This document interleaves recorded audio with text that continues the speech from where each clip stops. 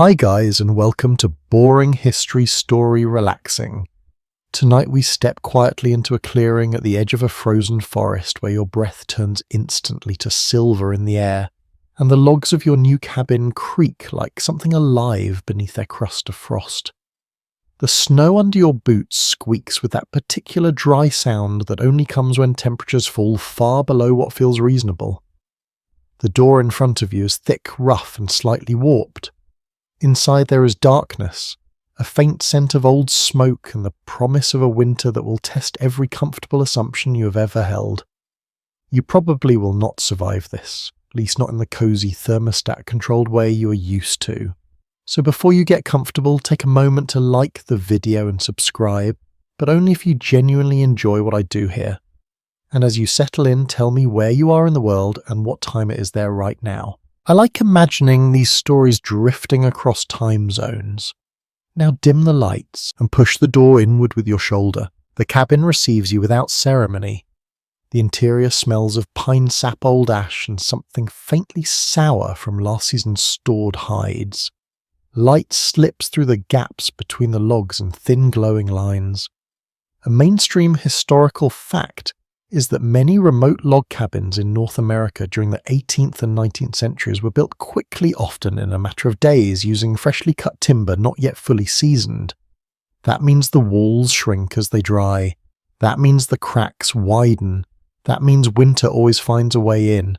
You set down your small bundle of belongings on a rough-hewn table. The floor is nothing more than packed earth hardened by cold into something almost like stone. When you stamp your boots, the vibration travels up your legs. There is no insulation beneath you, only ground that remembers summer warmth as a distant rumour. The first frost of the season has already claimed the edges of the window opening. There is no glass yet, only oiled paper stretched tight across a simple frame. It glows faintly with afternoon light. Outside the forest stands stiff and silent.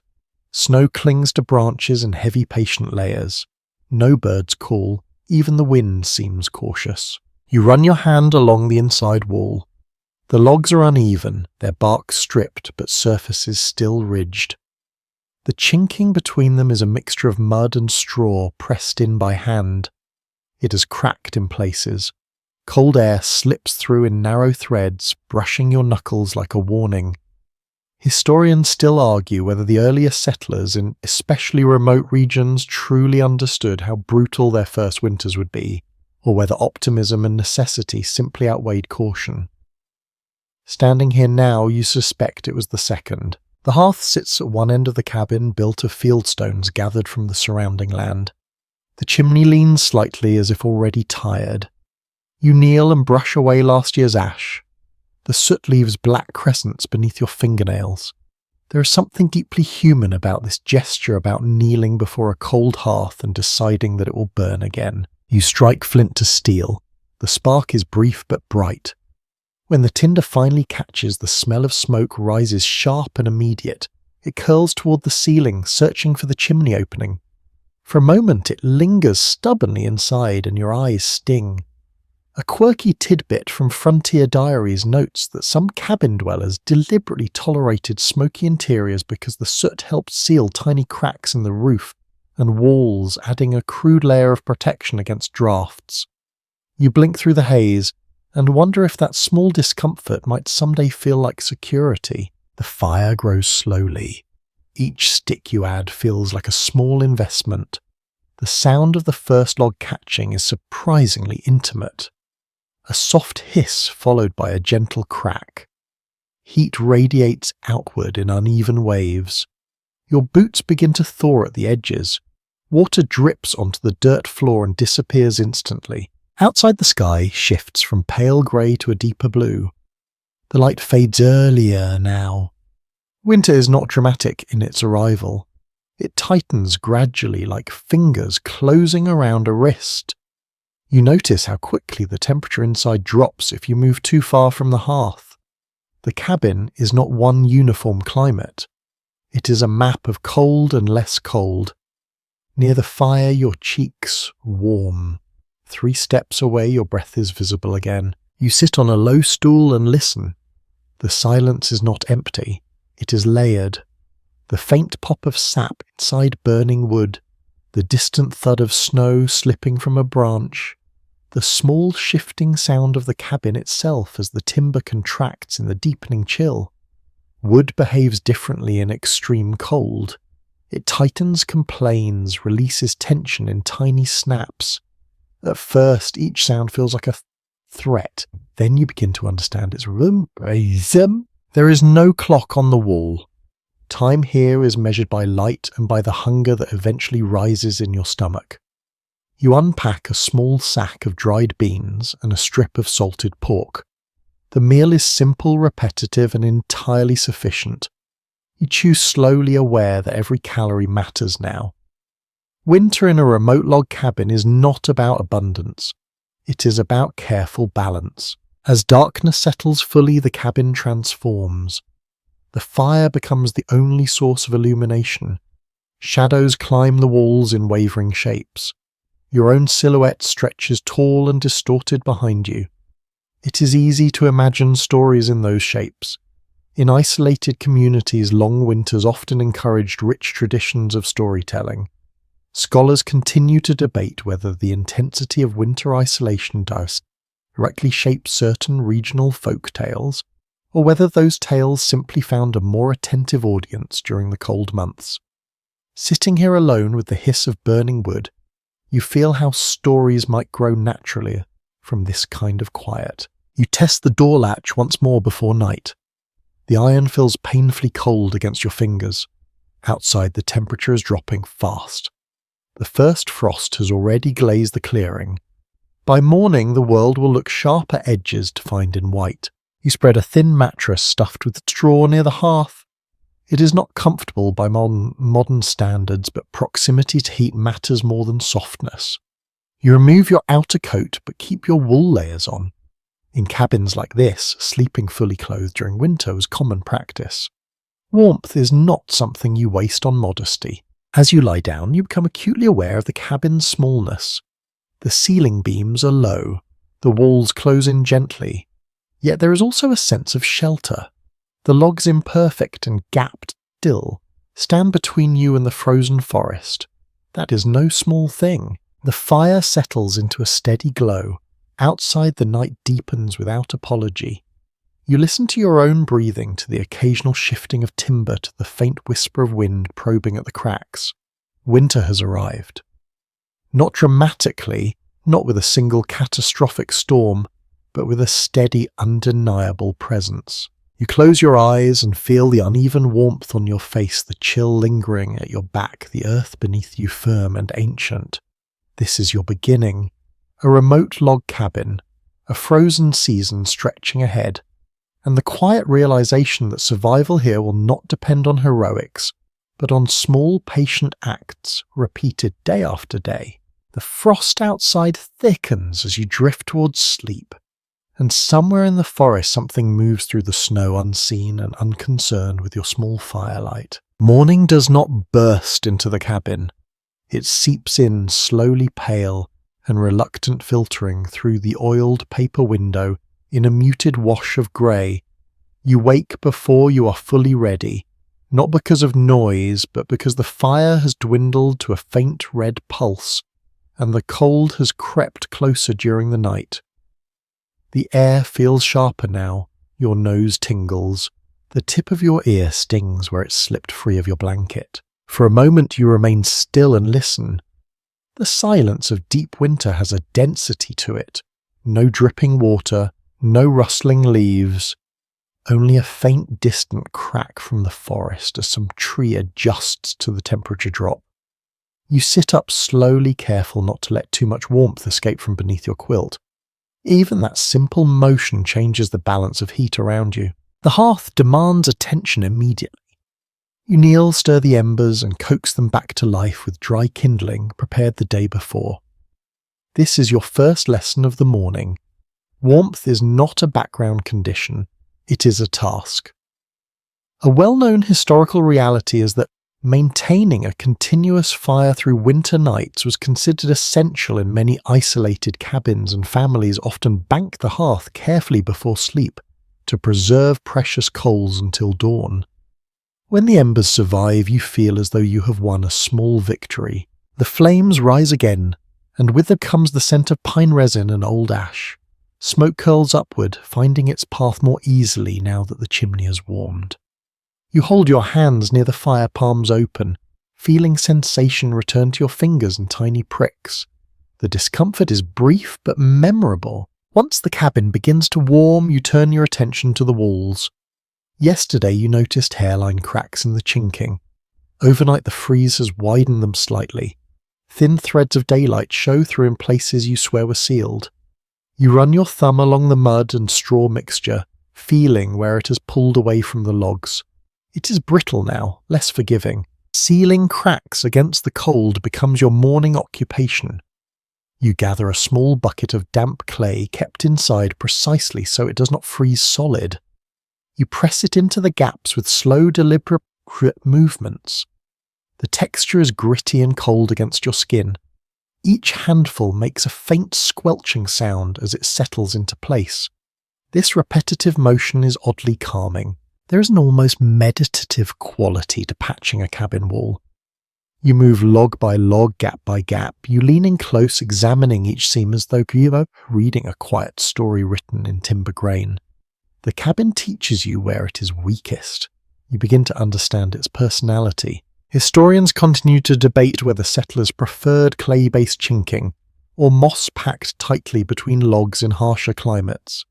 Some argue that moss offered better flexibility as wood expanded and contracted, while others maintain that clay mixtures provided more immediate insulation despite cracking over time.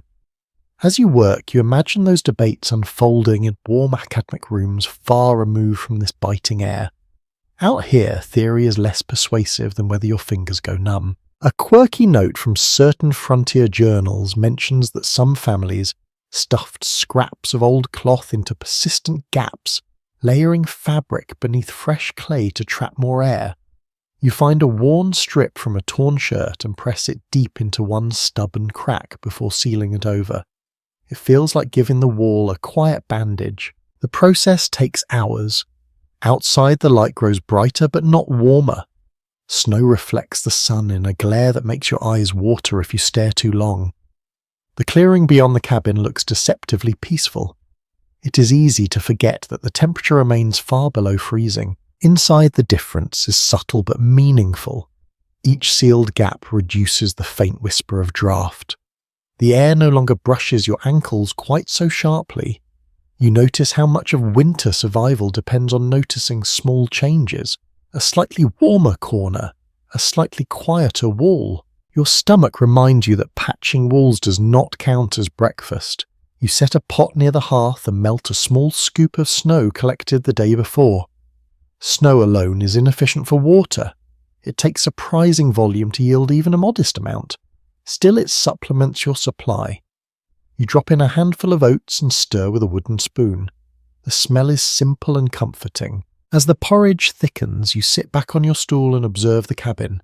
In this clearer daylight, the logs glow softly in the firelight. Their surfaces are uneven tool marks visible where axes shaped them months ago. A remote log cabin is never perfectly symmetrical.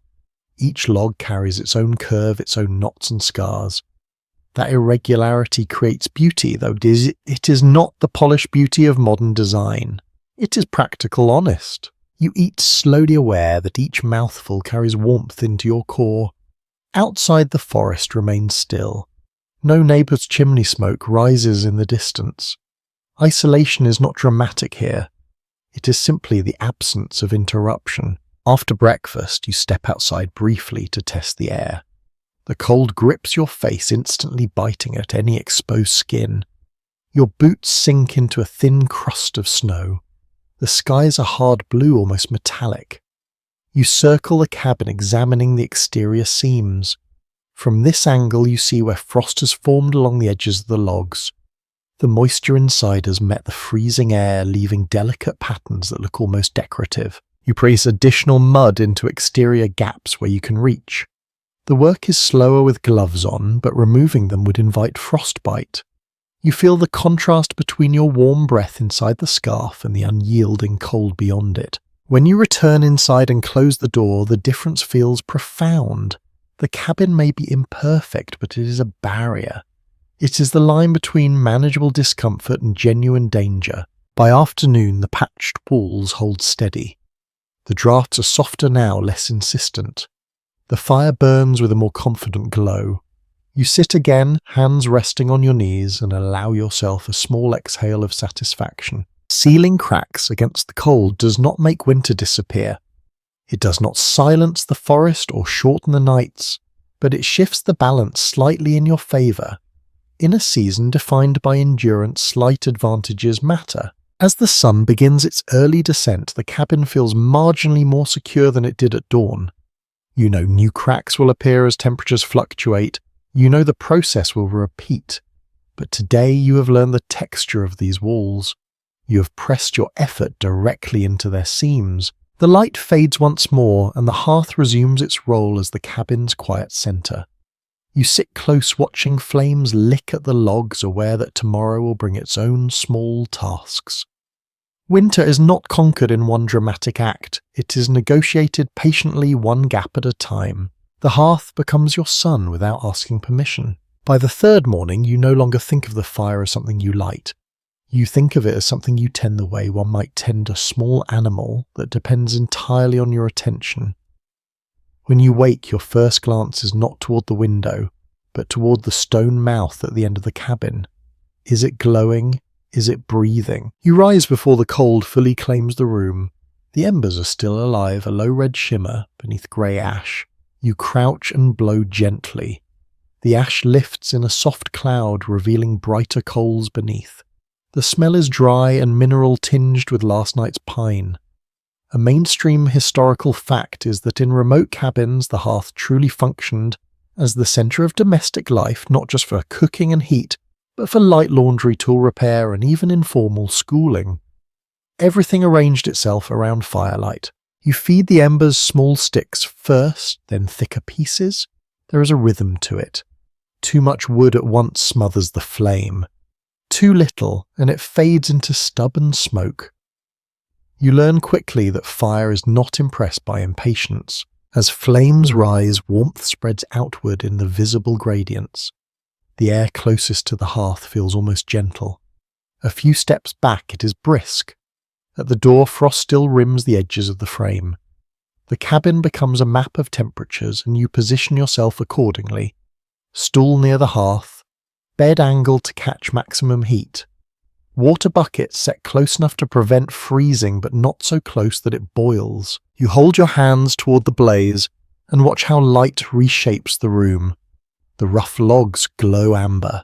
Shadows stretch behind tools hanging on wooden pegs. The kettle's curved surface reflects a small dancing sun. It is astonishing how quickly your mood ties itself to this flicker. Without it, the cabin feels inert. With it, everything hums faintly with purpose. There is a reason the hearth was often considered symbolic of the home itself. In some early European traditions, carried across the Atlantic, embers from an old hearth were used to light a new one when families relocated, as if transferring continuity through flame. A quirky detail recorded in certain Appalachian communities describes families preserving a single coal wrapped in bark during short moves, believing it carried good fortune if the fire never fully died. You find yourself strangely protective of your coals. You set a cast iron pot over the fire to warm water. Iron absorbs heat slowly but holds it well.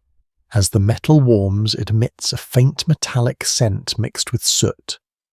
You listen to the subtle tick of expansion as it adjusts to temperature. The cabin answers in kind. Logs pop softly as sap pockets react to heat. The soundscape is intimate. Fire does not roar here. It murmurs. It hisses when a knot releases moisture. It snaps when a log splits. Each noise carries information. Too much hissing might mean damp wood. Too many sharp cracks could signal rapid burning and wasted fuel. You begin to read these cues almost unconsciously. Historians still argue whether early cabin dwellers overestimated the amount of firewood required for winter or consistently underestimated it. Accounts vary wildly. Some diaries mention towering stacks prepared months in advance. Others describe frantic midwinter cutting when supplies dwindled. You glance toward your modest woodpile outside and silently hope you fall into the first category. Midday light arrives pale and thin, but the hearth's glow remains dominant. You kneel to rake ash carefully to one side, creating a hotter zone for cooking and a gentler area for slow simmering. This small choreography feels almost ceremonial. The hearth dictates your movements. You do not rush across the room unnecessarily, because every step away from heat carries a cost. You eat your meal close to the fire. Steam rises from your bowl and mingles with smoke drifting upward. The air grows hazy but tolerable. Over time, the ceiling beams darken from soot. Your lungs adjust, though perhaps not perfectly. The smell of smoke settles into your clothes, your hair, even your blankets. It becomes part of you. By afternoon, you bring a small stool closer and mend a tear in your wool sleeve. The firelight illuminates the needle as it dips in and out of fabric. You angle yourself so that your shadow does not swallow the work. This too is how the hearth shapes your day. Tasks cluster around it, orbiting like planets around a small sun. When the wind picks up outside, you hear it brush along the cabin walls. The sound is hollow and low, but the interior remains relatively stable. The fire holds steady. Its presence becomes reassurance. There is comfort in watching something burn predictably in a season that feels otherwise uncertain. You notice how the heat creates subtle zones of smell. Close to the hearth there is resin and char. Near the door, faint, cold air carries the scent of snow, clean and sharp. In the middle of the room, the two mingle in a curious balance. As evening approaches, you prepare for the long stretch of darkness. You stack additional logs within arm's reach. You shift larger pieces to the back of the hearth where they will catch slowly and burn through the night. Banking a fire properly is a skill often learned through experience rather than instruction. Too much fuel and you risk overheating or sparks. Too little and you do frost creeping across the inside wall. Scholars continue to debate how much fuel an average family consumed in a single winter in especially remote regions. Estimates differ based on climate and cabin size, but no one disputes that wood cutting was relentless labour long before snow ever fell. Sitting here now, you feel the weight of each log differently. It's not just wood. It is stored time, stored effort, stored future warmth. Night settles outside without spectacle. The window darkens to a faint mirror. You see your own reflection in the oiled paper flickering behind flame. The forest beyond disappears completely. The hearth becomes the only source of certainty. You sit close enough to feel heat on your shins. Your hands rest loosely in your lap. The cabin walls glow softly, their imperfections gentled by firelight. You realize that the hearth is not merely functional, it is emotional architecture. It anchors you. It organizes your thoughts. Without it, the cabin would feel like a wooden box in a frozen clearing. With it, the space feels inhabited, almost companionable. You add one final log before preparing for sleep. The flames rise, then settle into a steady rhythm. You arrange your bedding once more near the warmest zone. As you lie down, the firelight flickers across the ceiling beams in slow waves. Shadows move like quiet breathing. The hearth hums softly, a low, steady presence in the darkness. It is not dramatic. It does not blaze like a bonfire. It simply persists. And in a winter that promises months of cold and silence, persistence is everything. Sleep inside the cabin is never a complete surrender. It is more like a negotiation conducted in layers of wool and flickering light. You wake in the deep hours of night, not because of a loud sound, but because the warmth has shifted. The fire has settled into a low orange cradle, steady but less ambitious than before. The air at the edges of the room feels sharper. Your nose is cold. Your breath leaves a faint cloud that catches the remaining glow. You lie still for a moment listening. The timber gives a soft, restrained pop as it contracts. Somewhere outside, the snow slips from a branch with a muted thud. These noises no longer jolt you upright. They pass through your awareness gently. The cabin is learning to speak and you are learning its vocabulary. Sleeping arrangements in remote winter cabins were rarely luxurious. It is well documented that many families shared beds during the coldest months, both to conserve heat and to reduce the amount of bedding required. Even those living alone often positioned their straw mattresses as close to the hearth as safety allowed. You understand the logic intimately now. The bed is not placed for aesthetic symmetry. It is angled carefully toward warmth like a plant leaning towards sun. You adjust your quilt, pulling it tighter around your shoulders. The fabric smells faintly of smoke and wool oil. Beneath you, the straw mattress rustles softly as you shift. It is uneven in places, thinner near the edges where straw has compacted. You smooth it with your hand, a small ritual that feels oddly reassuring. There is a curious comfort in heavy quilts. Their weight presses you gently into stillness. You feel cocooned, though not entirely insulated. Cold still lingers at the margins, brushing your toes, grazing your cheek if you turn too far from the fire. It keeps you aware. You sit up and add a single log to the hearth, careful not to disturb the fragile balance of coals. Sparks leap briefly bright as tiny stars before fading into ash. The added wood catches slowly and warmth deepens once more. People in isolated cabins often slept partially clothed through winter nights. Linen shirts, wool stockings, even outer layers sometimes remained in place, though modesty bowed to practicality. You consider removing your boots, but decide against it.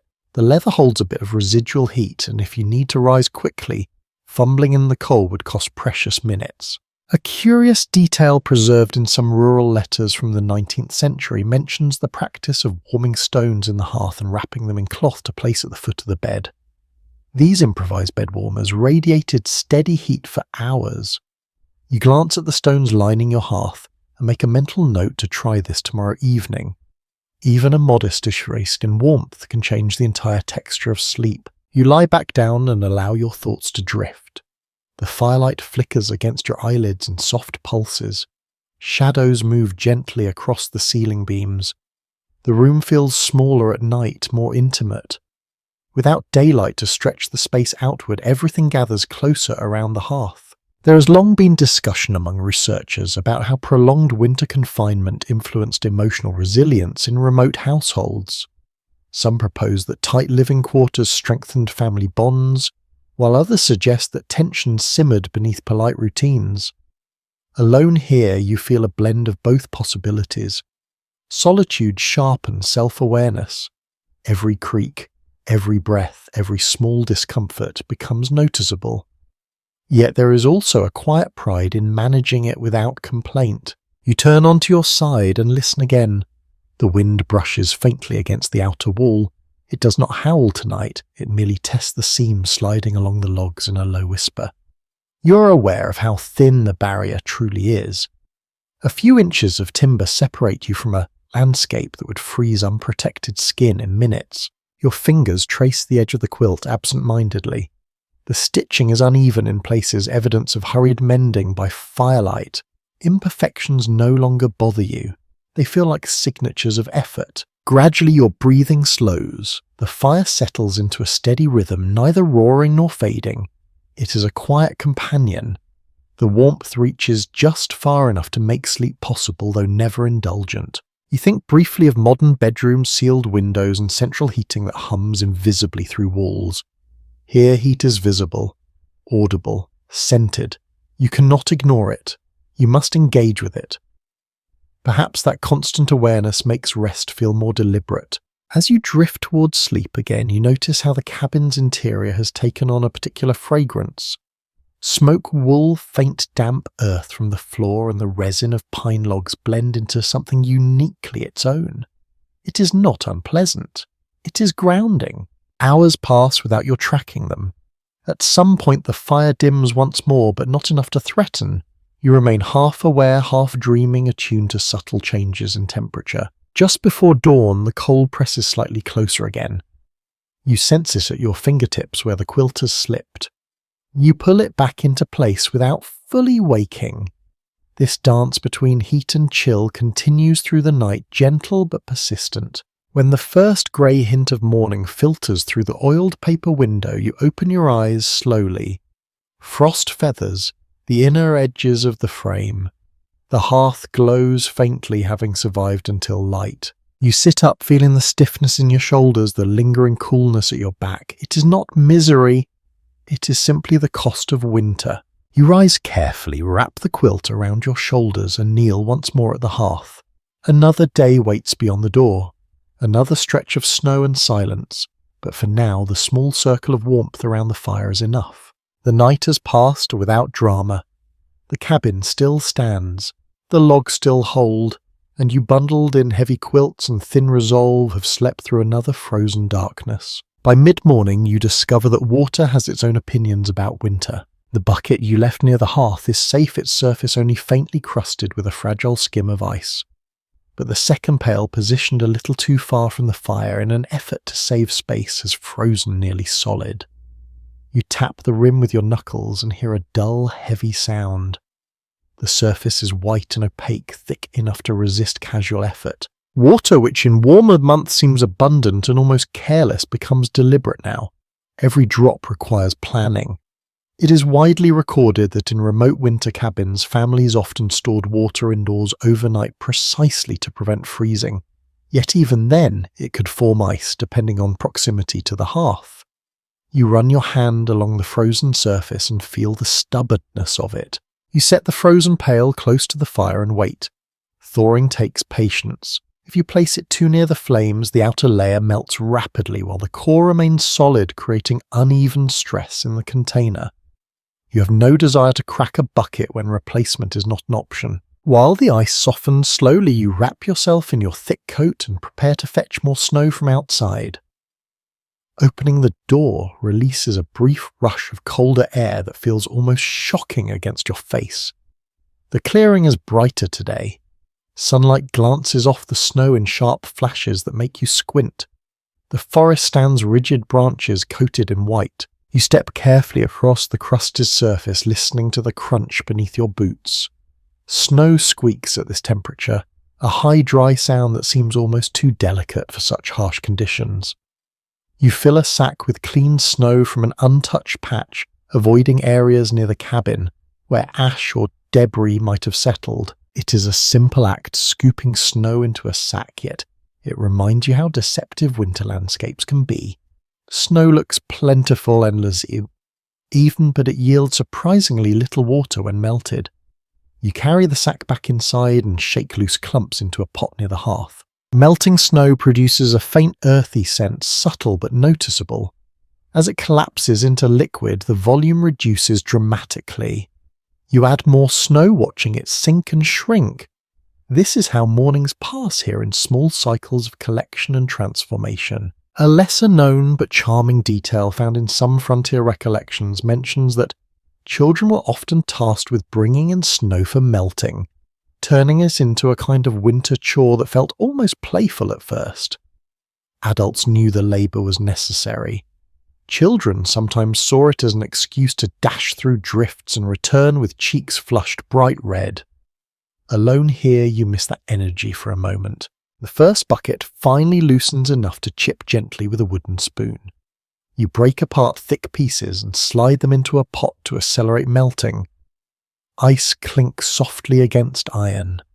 The sound echoes faintly in the small cabin. Debate persists among historians about whether most remote settlers relied more heavily on nearby streams cutting through ice daily or on snow collection during the deepest freezes. Geography played a significant role. In regions where rivers remained accessible, hauling water directly was often preferred despite the danger of thin ice. In more isolated forest clearings like yours, snow was frequently the safer if slower option. You test the thawed water with your finger. It is painfully cold. You warm a small portion for washing, pouring it into a basin and holding your hands above it for a moment before dipping them in. The sensation is sharp at first, then strangely invigorating. Washing in winter is not about indulgence. It is about maintenance. You splash your face lightly, aware that any lingering moisture must be dried quickly to prevent chill. The towel smells faintly of smoke. By midday, you have managed to refill both buckets. They sit close to the hearth, now guarded carefully. You notice how their placement has become strategic. Too close and they steam excessively. Too far and they begin to glaze over again. The cabin floor around them grows damp in small patches where splashes have fallen. The earth absorbs it slowly. You sip a cup of warmed water and feel it spread through your chest. Hydration in winter can be deceptive. Cold dulls thirst, yet the dry air and constant exposure to smoke draw moisture from you quietly. Outside, faint breeze stirs loose powder from treetops. It drifts downward in glittering veils. You watch through the window where every gust reshapes the surface of the clearing. Paths you stamped yesterday have softened at the edges. Tracks blur. Winter erases evidence gently but thoroughly. Inside the cabin holds steady warmth. The water buckets gleam faintly in the firelight. You feel a small satisfaction in seeing them full. Each bucket represents foresight. You begin to understand how daily life here becomes a series of preventative gestures.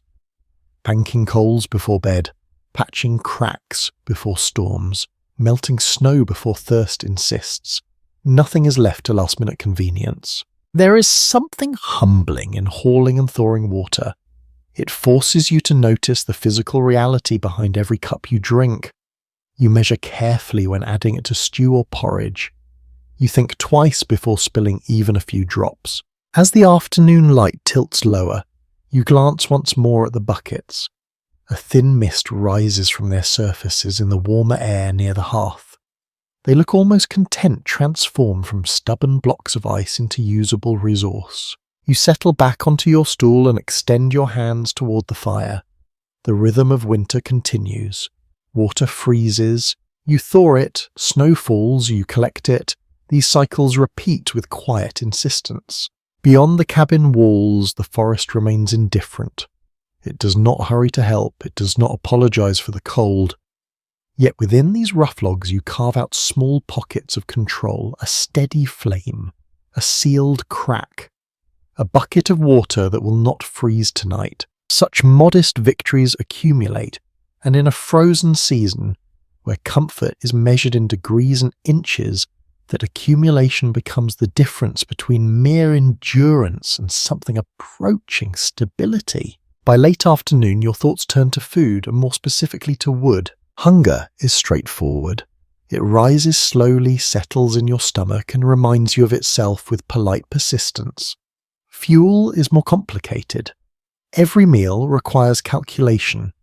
Every pot placed over the hearth consumes not just ingredients, but future warmth. You step outside briefly to inspect your woodpile.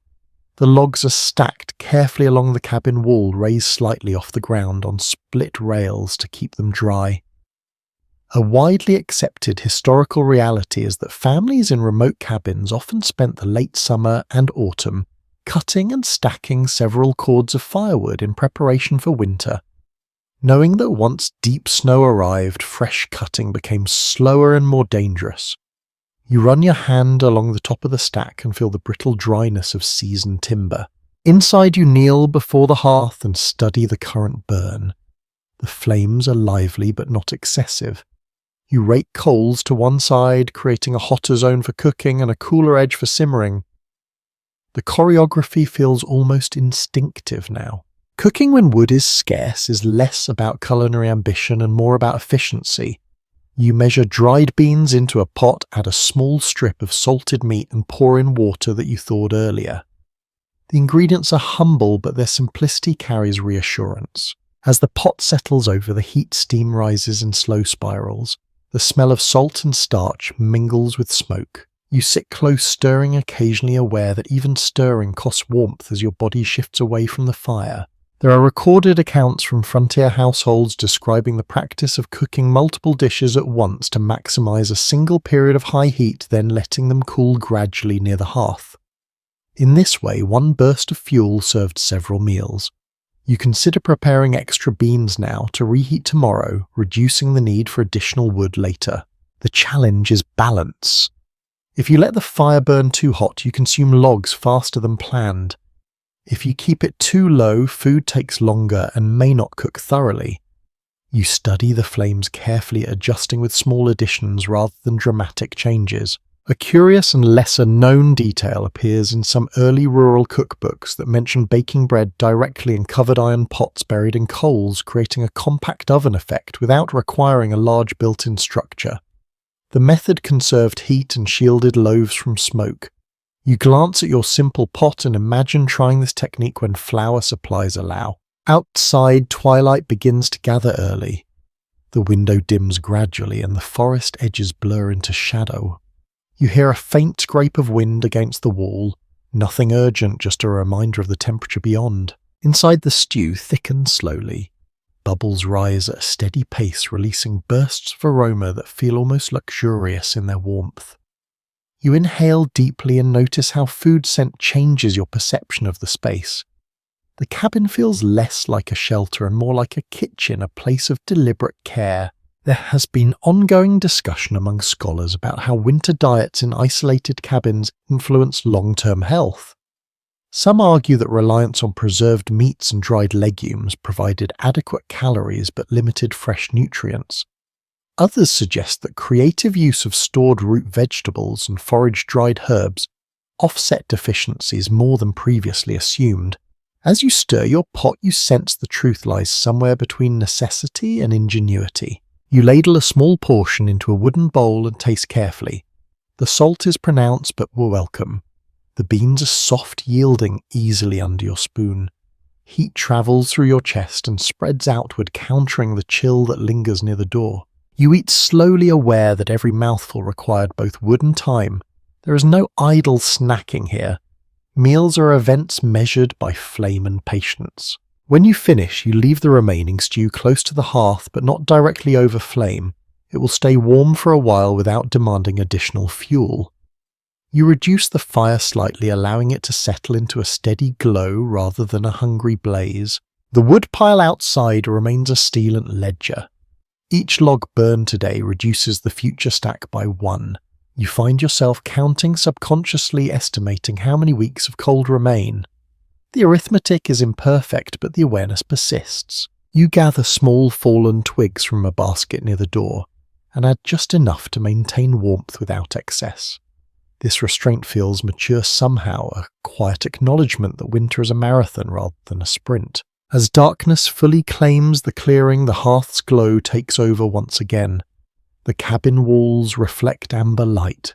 Shadows move gently as flames shift. You sit with your back to the logs and let your stomach settle. Cooking, when wood is scarce, teaches you attentiveness. It encourages foresight. It discourages waste. You cannot turn a knob to increase heat. You cannot ignore the cost of boiling water for too long. Outside, the temperature drops further. You sense it not through sight but through the way the air near the door feels sharper when you approach. The window gathers a faint frosting at its edges. You rise to secure the latch and then return to the hearth, adding one final modest piece of wood to carry warmth into the evening. The stew pot rests quietly nearby, still radiating gentle heat. The cabin smells of smoke and beans and faint resin from burning pine. In a world where convenience has not yet been invented, this modest meal feels complete. You have balanced hunger against fuel appetite, against foresight. And as you sit in the glow of carefully rationed firelight, you understand that winter survival is not defined by grand heroics, but by these measured decisions repeated daily, flame by flame, bowl by bowl. The path to the world beyond your clearing disappears overnight. You open the door one morning and find that the familiar narrow track leading toward the forest edge has vanished beneath a smooth, undisturbed blanket of snow. There is no visible indentation, no hint that boots passed that way just yesterday. The landscape looks newly invented, as though you are the first person ever to stand here. Snow has a way of softening boundaries. Fence posts become rounded shapes. Fallen logs transform into gentle mounds. The clearing itself seems smaller, enclosed by drifts that lean subtly toward the cabin walls. You step out cautiously, the cold biting at your cheeks, and sink mid-calf into powder that was not there before. The sensation is both muffled and firm. Sound behaves differently too. The usual crunch is dulled. Even your own movements feel absorbed. It's well established in frontier accounts that heavy snowfall could isolate remote cabins for days or even weeks, especially when access roads were little more than narrow trails. In such conditions, travel became risky, sometimes impossible, until winds shifted or sun softened the drifts. Standing here now, you feel that truth settle into your chest. You look toward where a distant neighbour's chimney might be visible on clear days. Today there is nothing but white and a pale sky, no smoke plume, no moving figure, just a horizon blurred by snowfall. Returning inside, you close the door firmly and lean against it for a moment. The cabin seems quieter than usual, as if it too senses the altered world outside. Snow does not merely cover paths, it dampens sound. The forest beyond your walls feels suspended. You add a log to the hearth and watch sparks rise briefly before fading. The glow steadies the room. Inside, the air remains manageable, outside the drifts accumulate without urgent. There are letters and journal entries from isolated settlers describing this particular kind of silence, a silence so complete that it felt almost physical. Some writers compared it to being wrapped in thick cloth. Others described it as comforting a pause from the unpredictability of wind and storm. You sit and consider which description fits you better. As midday light filters through the window, you realize that time itself feels altered. Without visitors, without visible tracks, without any distant sound of human activity, the day stretches in an unusual way. Hours seem longer, yet oddly indistinct. There has been considerable discussion among researchers about how prolonged winter isolation affected mental well-being in frontier environments. Some suggest that solitude fostered resilience and deep self-reliance. Others note that cabin fever was not merely a metaphor, but a documented emotional strain. Alone in your small wooden space, you sense how both perspectives might coexist. You move through routine tasks deliberately. Sweep a small patch of floor, rearrange stacked kindling, check the water buckets. Each action anchors you in the present. The rhythm of maintenance keeps the mind from wandering too far into unhelpful territory.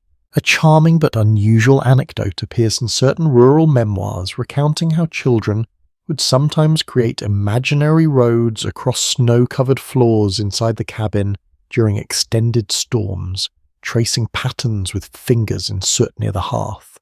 It was a small rebellion against confinement, a way to invent movement when none was possible outside. You smile faintly at the thought, imagining tiny hands carving pretend pathways in ash. The afternoon light dims earlier than you expect. Thick clouds gather, blending seamlessly with the white ground. For a moment you cannot distinguish sky from earth through the window. It is all one continuous shade. You step outside again briefly to assess the drift against the door. Snow has begun to pile along the lower edge. You push it aside with your boot, creating a narrow channel to ensure the door can still open freely tomorrow. This small preventative act feels essential. Back inside the hearth resumes its steady glow. The cabin interior becomes your entire world for the moment. The walls no longer feel like boundaries so much as companions. They contain your breath, your warmth, your quiet persistence. Isolation does not announce itself dramatically. It settles gradually. You become more aware of your own thoughts, more attentive to subtle sounds. The pop of a burning knot seems louder. The scrape of a stool across the floor feels more pronounced. You sit close to the fire and let your gaze rest on the flames. They move in patient waves, consuming wood with methodical certainty. Outside, snow continues to fall, though you cannot hear it clearly through the thickened silence. There is something almost sacred about being snowed in. The world beyond your clearing is temporarily irrelevant.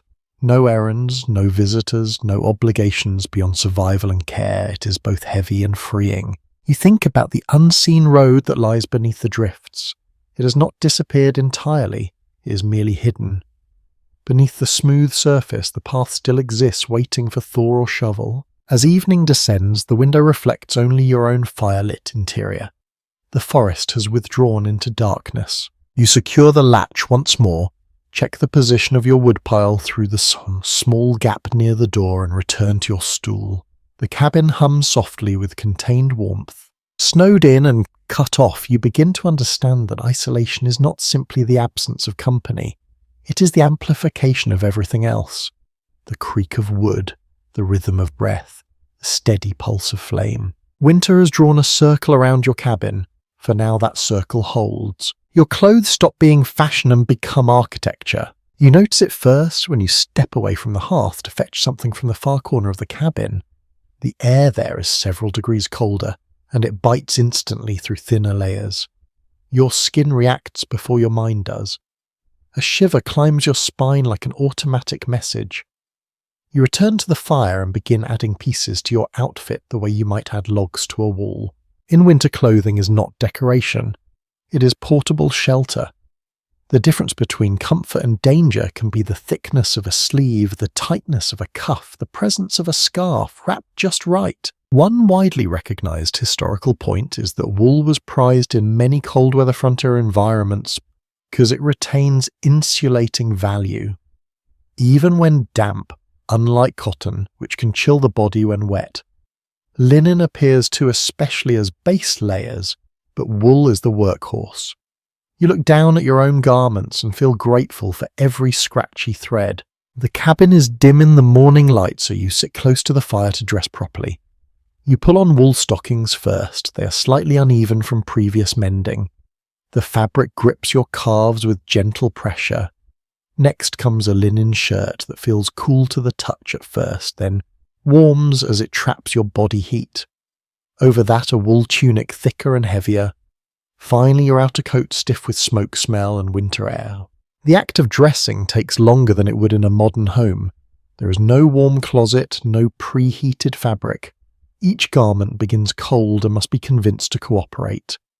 You pause now and then, holding sleeves near the fire before pushing your arms through. Mending becomes an everyday necessity. You discover that wear happens faster here. Cuffs fray from constant movement. Knees thin from kneeling at the hearth and on packed earth. Gloves split at the fingertips from hauling wood. The cold itself seems to stress fabric. A curious, almost charming detail from rural accounts mentions that some cabin dwellers kept a dedicated mending basket near the hearth so repairs could be done whenever firelight was available.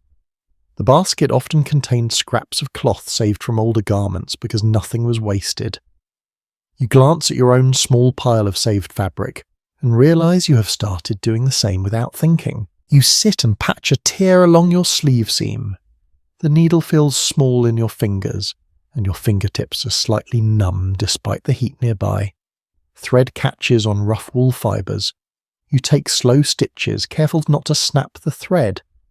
Each pull feels like it tightens more than fabric. It tightens your relationship to this season. There is ongoing academic disagreement about how much clothing the average frontier household truly owned. Some argue that garments were few but heavily used and frequently repaired. Others point to probate inventories suggesting more items than we often imagine, though not necessarily in good condition. Here in your small cabin, the answer feels personal. You own what you can maintain. You stand and test the repaired sleeve. It holds. The satisfaction is quiet but real. Outside, the wind has risen again. You open the door a crack and a blade of cold air slides in. It carries the smell of snow, clean and sharp, mixed with pine, and something faintly animal from the forest. You close the door quickly and pull your scarf higher. Even inside, drafts travel across the floor in thin streams.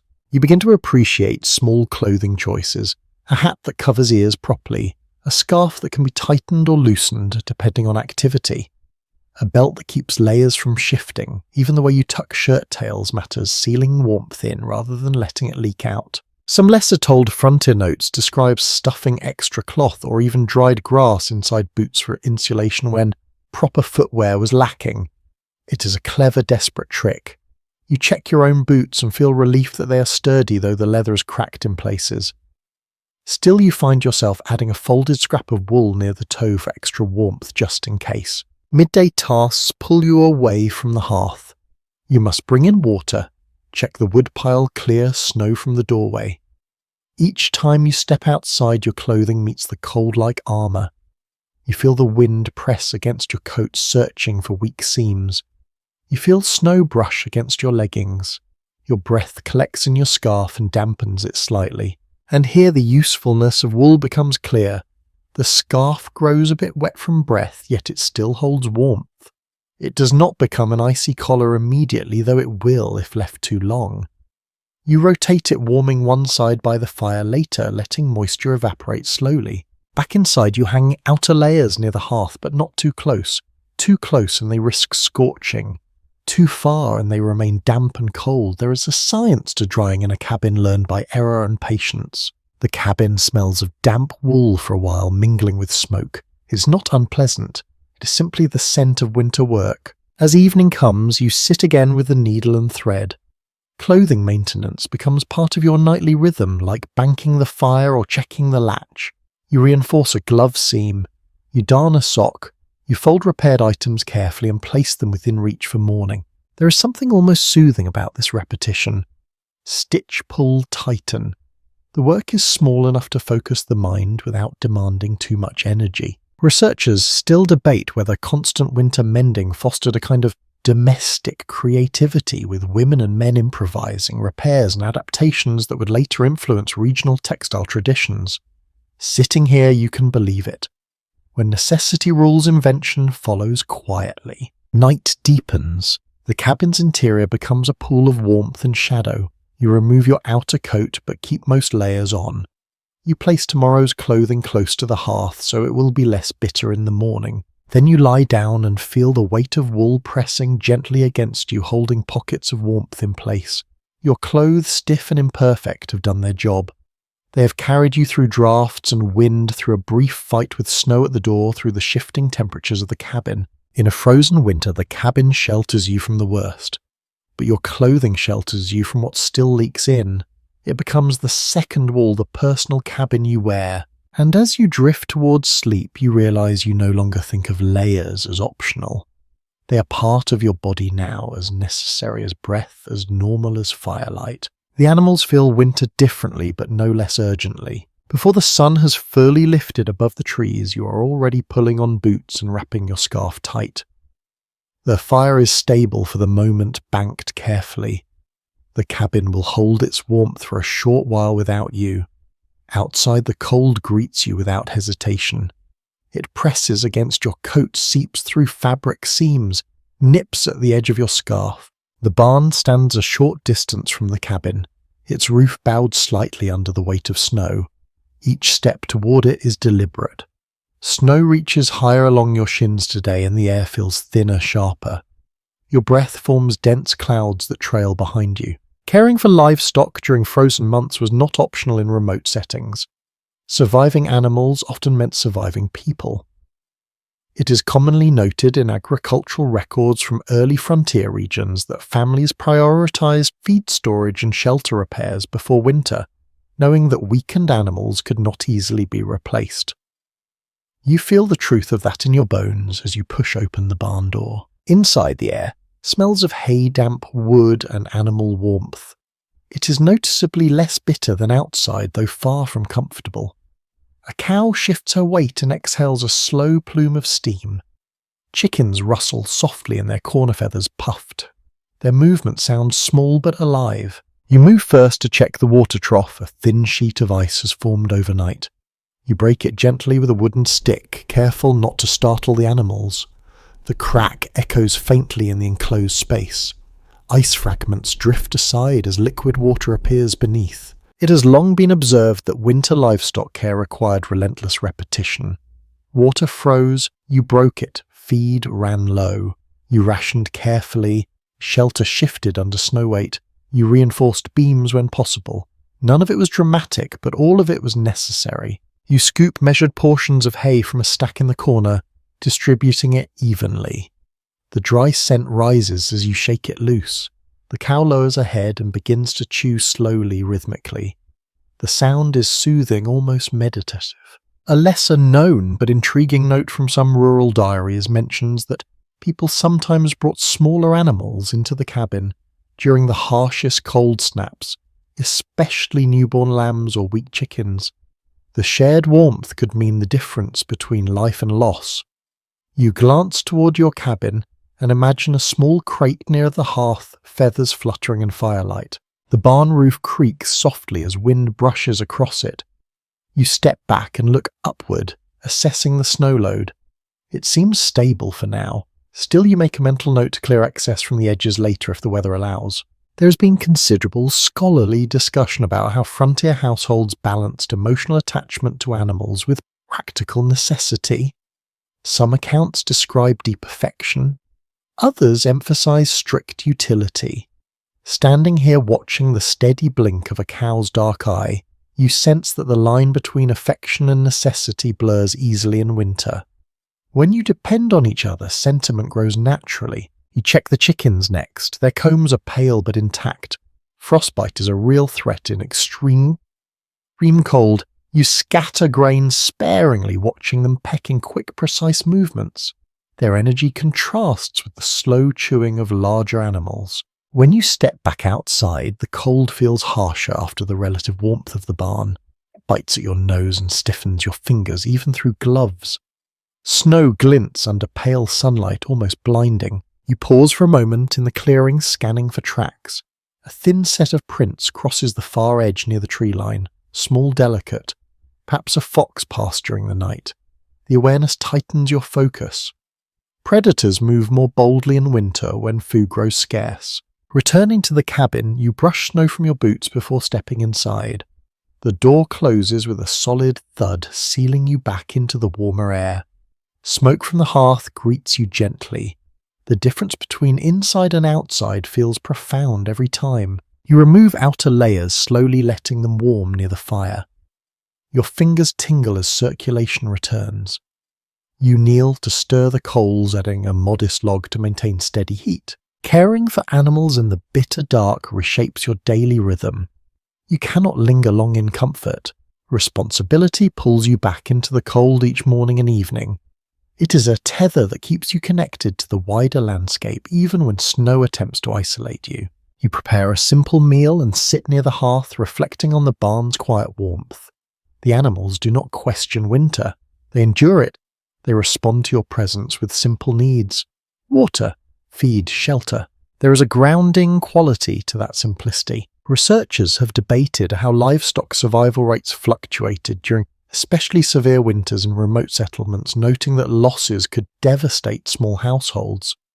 That knowledge hums quietly in the background of your thoughts. You understand that your vigilance matters. As afternoon fades, you plan your second trip to the barn. Evening feeding is just as important. The routine becomes a framework for the day. Outside wind sweeps lightly across the clearing again, lifting powder into faint swirling shapes. Inside the cabin remains steady, the fire glows, water buckets wait near the hearth. Winter is relentless, but not chaotic.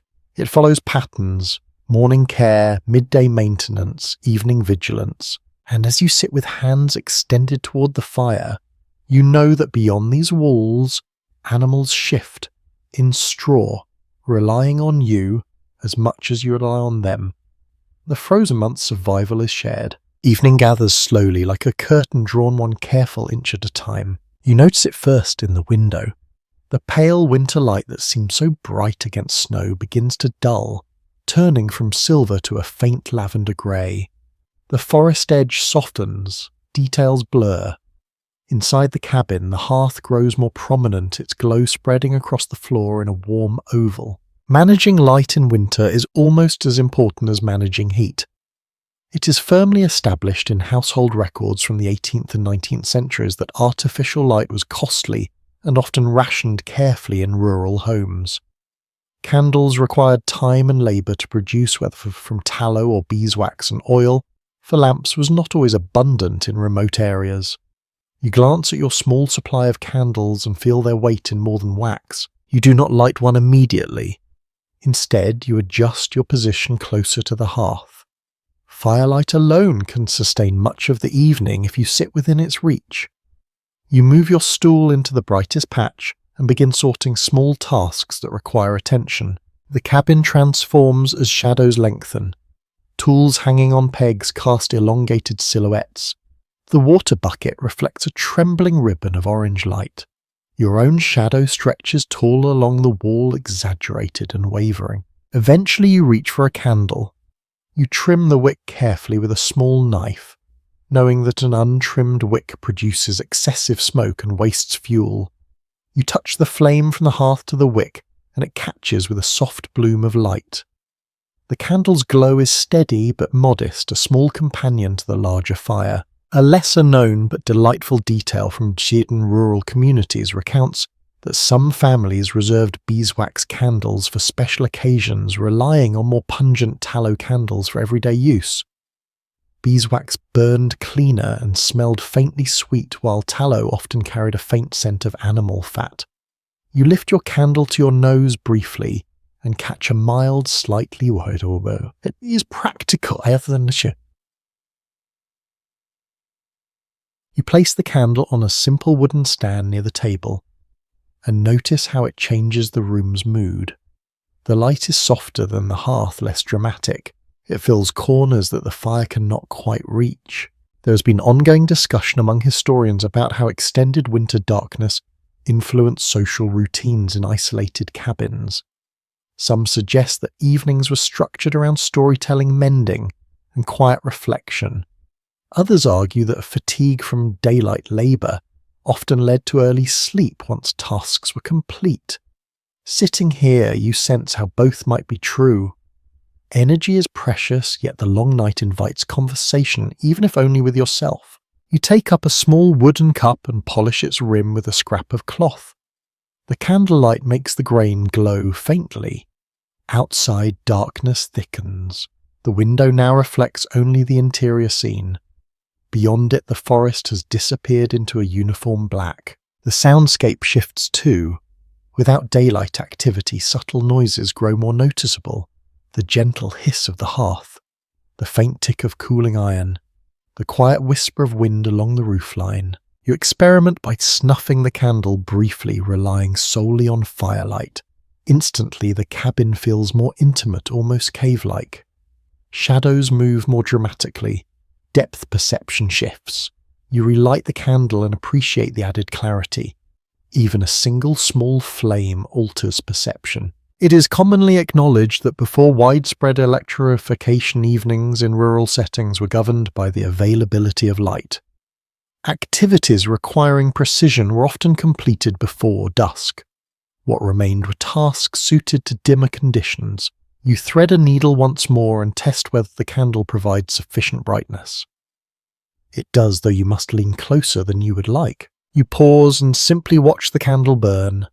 The flame wavers gently, responding to subtle air currents. Wax softens at the base and pulls slightly before hardening again. Time feels visible in the slow shortening of the taper. An intriguing aside from certain frontier memoirs notes that children were sometimes warned not to waste candlelight by reading too long at night, as each inch of wax represented hours of labour. The idea that light itself carried measurable cost lingers in your thoughts. You find yourself instinctively conserving it, extinguishing the flame when you step away even briefly. As night deepens, you settle into a quiet routine. A small cup of warm water, a few careful stitches in a torn seam, a glance towards the door latch to ensure it sits secure. The cabin feels self-contained, a glowing island in a sea of darkness. There has been thoughtful debate among researchers regarding whether the long winter evenings fostered stronger oral traditions in remote communities. Some evidence suggests that stories flourished precisely because light was limited and distractions were few. In the gentle pool of candlelight, imagination had room to breathe. You extinguish the candle at last, pinching the wick carefully to avoid excess smoke. The room returns to the dominance of the hearth. Its glow pulses softly steady and reassuring. You sit for a moment longer, letting your eyes adjust. The cabin hums with contained warmth. Outside, the forest stands silent and unseen. Candles, shadows, and long evenings weave together into a rhythm that feels both fragile and enduring. Light must be tended just as carefully as flame. Darkness is not the enemy here. It is simply another element to manage. And as you prepare for sleep, banking the fire once more, you understand that each small flame you kindle in this frozen season carries more than illumination. It carries intention. It carries patience. It carries the quiet promise that even in the longest night you can make your own circle of light. The cabin speaks most clearly in the coldest hours. You wake sometime before dawn, not from a dream, but from a sharp, clean crack that slices through the quiet. For a moment your heart lifts in alarm. The sound echoes once against the log walls and then dissolves into stillness. You lie still listening. Another sound follows. A softer pop this time, almost like a knuckle flexing, then silence again. This is the language of timber in deep frost, when temperatures plunge far below freezing wood contracts. It tightens along its grain, releasing tension in sudden audible shifts. Early settlers often wrote about these midnight reports from their cabins, noting how the logs seemed to protest the cold. What sounds alarming at first becomes familiar with repetition. You sit up slowly and glance towards the hearth. The coals are low but steady. The room is colder than when you fell asleep. The air carries a sharper edge and your breath hangs visible in front of you. You rise to add a modest piece of wood, careful not to overfeed the fire at this delicate hour. As the flames catch, the cabin responds again. A faint creak travels along the ceiling beam above you. It is not a sign of collapse but of adjustment. The structure flexes in subtle ways. It's broadly accepted among architectural historians that early log cabins were designed with a certain tolerance for movement. Settlers understood that freshly cut logs would shrink as they dried, and that seasonal temperature shifts would cause expansion and contraction. Gaps were expected, repairs were routine, perfection was never the goal, stability was. You move your hand along the interior wall and feel the cold radiating through the wood. The surface is firm and slightly rough. In some places the chinking feels harder than before, as if frozen solid. Another sound ripples through the structure. This one is longer, a drawn-out groan that travels from one end of the cabin to the other. You pause, hand resting on the wall, and let it finish. There is something oddly reassuring about these noises once you recognize their pattern. They mean the logs are intact, responding rather than failing. A curious anecdote from certain northern settlements describes families naming particularly vocal beams in their homes, joking about old Sam or Crooked Mary, complaining about the cold. It was a way of domesticating the sound, turning potential fear into familiarity. You consider whether the beam above your bed deserves a name of its own. The fire strengthens gradually and warmth spreads outward. The sharpness in the air softens slightly. With heat comes another round of subtle adjustments. The logs that tighten now begin to expand, producing a different tone of sound, softer, lower. Researchers continue to examine how winter stress affected the longevity of early wooden structures. Some argue that repeated freeze and thaw cycles accelerated deterioration, while others suggest that well-maintained cabins endured longer than we often assume. Standing here in the quiet glow, you sense how maintenance and attention make all the difference. You check the roofline from inside, scanning for fine dust falling from between beams. None appears. The chimney remains steady, drawing smoke upward without backflow. These small confirmations ease your mind. Outside wind brushes against the wall, amplifying certain sounds. A loose shutter edge rattles briefly before settling. Snow slides from the roof in a muted cascade. Inside the cabin remains upright and warm enough. The sounds once startling now form part of the night's rhythm. Crack, creak, stumble. You sit on the edge of your bedding and wrap your blanket around your shoulders. There is a quiet intimacy in witnessing a structure respond to cold in real time. The cabin is not static, it breathes in its own way, it shifts, it adapts. Another sharp pop comes from the far wall. You do not jump this time. You tilt your head slightly, listening to the way it echoes. The pitch is different from earlier. Higher, perhaps closer to the surface of a log rather than deep within its core. There has been thoughtful debate among preservation experts about whether modern reconstructions can ever fully replicate the acoustics of original log cabins. Age, moisture content, and timber species all influence the soundscape. Here in this isolated clearing, the acoustics feel personal. Each noise carries context. You add one more small piece of wood and settle back down. The firelight flickers across the beams, highlighting their uneven surfaces. In that shifting glow, the cabin appears almost alive. Gradually, the temperature stabilizes again. The sharpest creaks diminish. The logs settle into a temporary equilibrium. You close your eyes and listen, not with anxiety now, but with curiosity. The structure that shields you from wind and frost communicates constantly if you are willing to hear it. In a frozen winter, silence is never absolute. It is textured with the voice of timber adjusting to cold. As you drift back towards a sleep, another faint crack sounds in the distance, this time from the forest beyond. A tree perhaps releasing tension under the weight of ice. The world outside speaks too, but within these walls the sounds are familiar, contained. They remind you that survival is not only about warmth and food, it is about understanding the materials around you, learning their habits, trusting their strength while respecting their limits. The cabin contracts and settles, though the fire glows steadily, and you, wrapped in wool and listening closely, learn to rest within the language of wood in winter. Illness feels closer in winter, not dramatic at first, just nearer. You notice it in the way your throat feels slightly raw one morning, as if the air itself has brushed it too sharply during the night. The cabin is warm enough, the fire steady, yet the dryness from constant smoke and heated air lingers in your chest. You clear your throat and listen to the sound echo faintly in the small room. Winter in a remote cabin narrows your options. There is no apothecary a short walk away, no physician within easy reach. It is well documented in early rural records that families relied heavily on home remedies passed down through memory and handwritten notes, especially when travel was impossible due to snow. You understand that if you grow truly unwell here, care will come from your own hands. You warm a small pot of water and add dried herbs stored carefully in a cloth pouch. The scent rises slowly, sharp and earthy. Steam curls upward, carrying the fragrance toward your face. You lean over the pot and inhale gently, feeling warmth spread through your sinuses. The herbs were gathered months ago, dried in late summer sunlight, bundled and hung from ceiling beams. Their presence now feels like a gift from a warmer season. Mint for breath, thyme for cough, perhaps a pinch of dried willow bark if pain insists.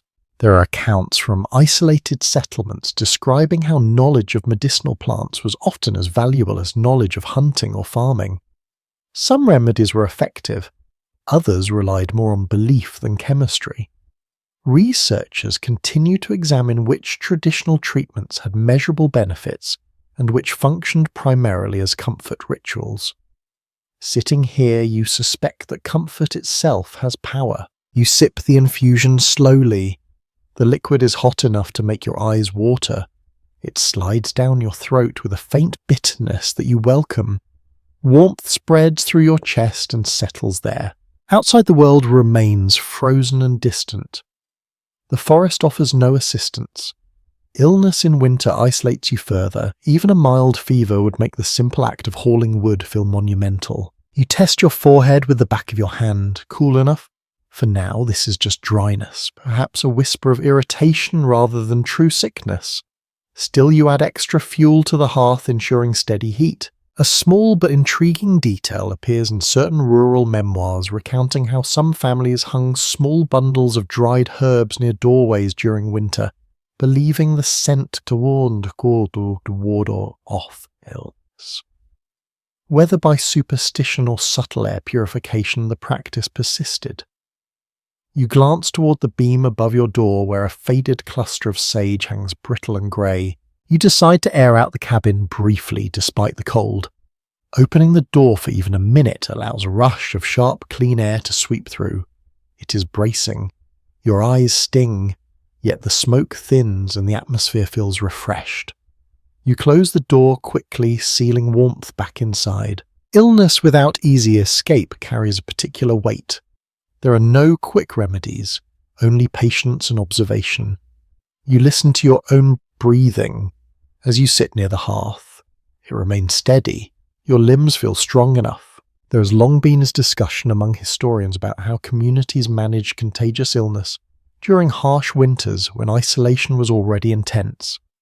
Some suggest that remoteness limited spread. Others argue that confined spaces amplified it within households. Alone here, the question feels theoretical but sobering. You prepare a simple broth for midday using minimal effort. Steam fills the air again, carrying moisture that soothes your throat slightly. You add a bit more water than usual, allowing the warmth to linger longer. As afternoon light fades, you wrap yourself in an extra layer and rest without fully lying down. You watch the fire. You measure your energy carefully. Even minor ailments must be respected in a frozen landscape. The cabin seems quieter today, or perhaps you're more attentive. Every creak, every hiss from the hearth feels amplified. You notice how the warmth gathers near your feet, how the cooler air lingers just above head height. You recall that in some early frontier accounts, neighbours travelled miles through snow to assist one another during serious illness, forming small networks of mutual aid. Such journeys were risky but undertaken when necessary. The thought brings both comfort and humility. You're not entirely alone in spirit, even if physically distant. By evening, your throat feels less raw. The warm air and herbal steam have softened the irritation. You add one more small bundle of dried leaves to the pot, letting their scent mingle with smoke. Outside, snow glows faintly under a rising moon. Inside the hearth hums gently. Illness has brushed past you lightly today, a reminder of vulnerability rather than a full claim. You respond with care, with warmth, with patience. In a remote log cabin during frozen winter, health is not taken for granted. It is tended like fire, watched closely, adjusted carefully. You finish your broth and settle back against the wall, wrapped in wool and quiet resolve. The night will come as it always does. The cold will press against the logs. But for now, your breath is steady. Your pulse is calm. And the small circle of warmth within these walls holds firm. Children change the sound of winter. Even in a small cabin, their presence alters the rhythm of the day. The quiet that once felt heavy becomes punctuated by whispers, by sudden laughter, by the soft thud of small boots against packed earth. You notice how the air itself seems less still when young voices move through it. Space is limited. The cabin walls do not expand to accommodate restless energy, yet somehow children adapt. They learn the boundaries quickly.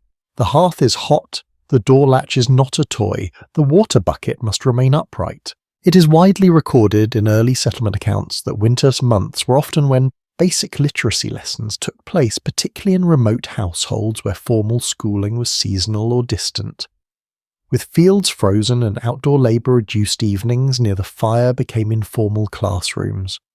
You sit on a low stool and trace simple letters into a thin layer of ash near the hearth, watching curious eyes follow the shapes. A stick becomes a pointer.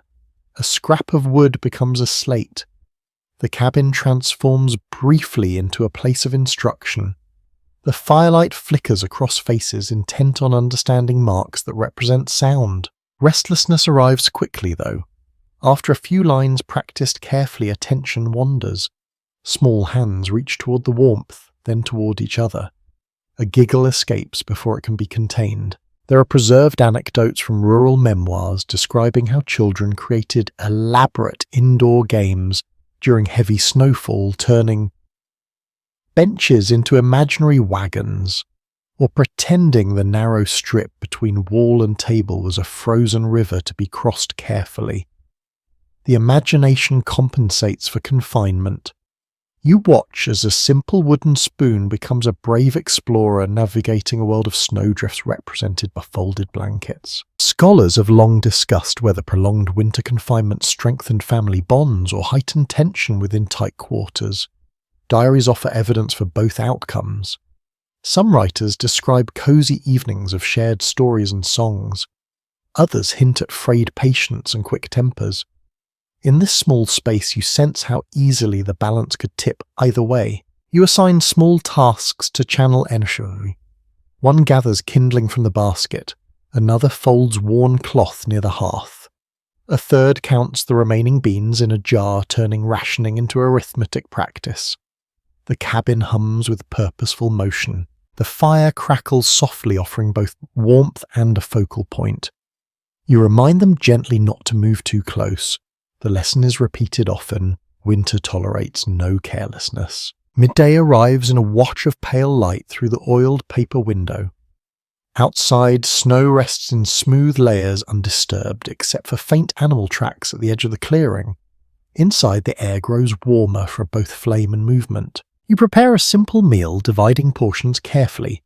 Even modest food seems brighter when accompanied by small voices. The clink of wooden bowls and the scrape of spoons create a quiet symphony. It has been suggested by some historians that storytelling during winter evenings played a crucial role in passing down cultural memory in isolated communities. Without printed materials readily available, oral tradition carried history, cautionary tales, and humour from one generation to the next. You begin a simple story while the light fades, watching faces lean closer to catch every word. The cabin walls seem to absorb the narrative. Shadows stretch and contract as the fire shifts. A tale about a clever fox navigating deep snow feels particularly fitting tonight. A lesser-known yet charming custom in certain frontier regions involved creating small, handcrafted toys during winter downtime, often carved from leftover wood scraps. These objects were rarely elaborate, but carried deep meaning because they represented time and attention. You glance at a roughly shaped wooden animal resting on the table and feel a quiet satisfaction. As evening deepens, energy finally begins to ebb. The children grow quieter, movements slower. Wool blankets are arranged near the hearth in careful layers. There is a ritual to bedtime. Boots placed neatly, scarves hung to dry. The cabin, once lively, returns gradually to softer sounds. Breathing steadies. Occasional murmurs fade. Researchers continue to examine how winter childhood experiences in remote settings shaped resilience and independence later in life. Some argue that early exposure to hardship fostered adaptability. Others caution against romanticizing the strain. Sitting here watching small forms settle into sleep, you recognize both truths. You bank the fire gently, ensuring it will last through the night. The glow softens, bathing the room in amber. The presence of children changes winter from a solitary endurance into a shared journey. Their curiosity fills spaces that might otherwise echo with isolation. Their laughter briefly challenges the cold pressing against the logs. Outside, the forest remains silent, indifferent to games and lessons. Inside, warmth lingers not only from flame but from company. You sit for a few moments longer, listening to the steady rhythm of sleeping breath.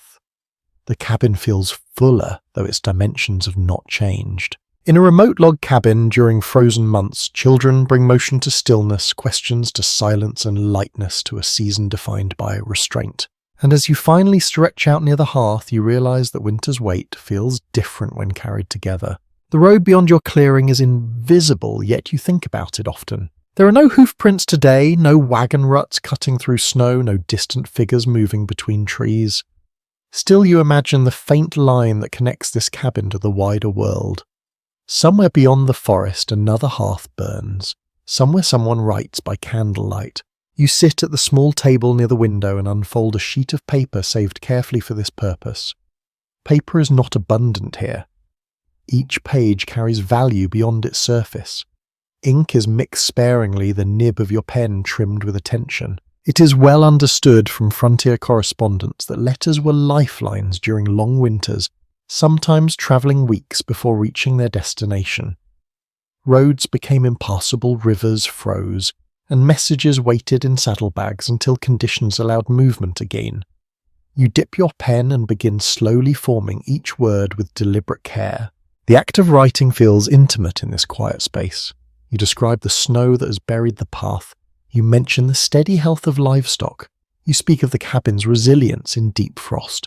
There is comfort in shaping experience into sentences, even if no one reads them for months. A small but fascinating custom appears in certain rural communities where letters were read aloud repeatedly after arrival, shared among neighbours who gathered to hear news from distant towns.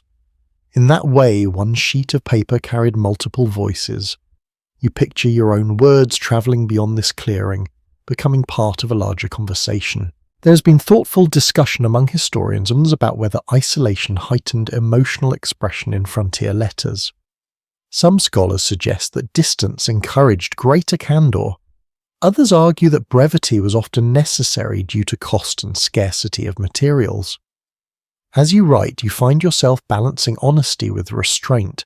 You pause occasionally, lifting your gaze to the window. Snow reflects pale light into the room. The forest stands motionless. Silence presses gently against the glassless frame covered in oiled paper. You describe small victories: a well-banked fire, a repaired sleeve, a night without illness. These details may seem minor, yet they carry weight here. Winter magnifies small successes. Ink dries slowly in the cool air. You wave the page gently near the hearth, careful not to scorch its edge.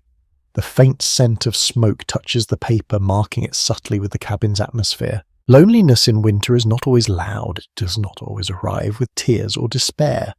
Sometimes it appears quietly in the pause between tasks and the long stretch of afternoon when wind falls silent and there is no sound but your own breathing.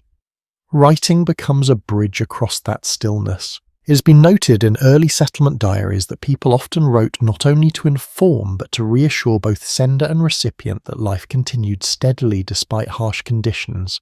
The letter itself became proof of endurance. You fold the page carefully and tuck it into a small cloth pouch ready for the next opportunity to send it.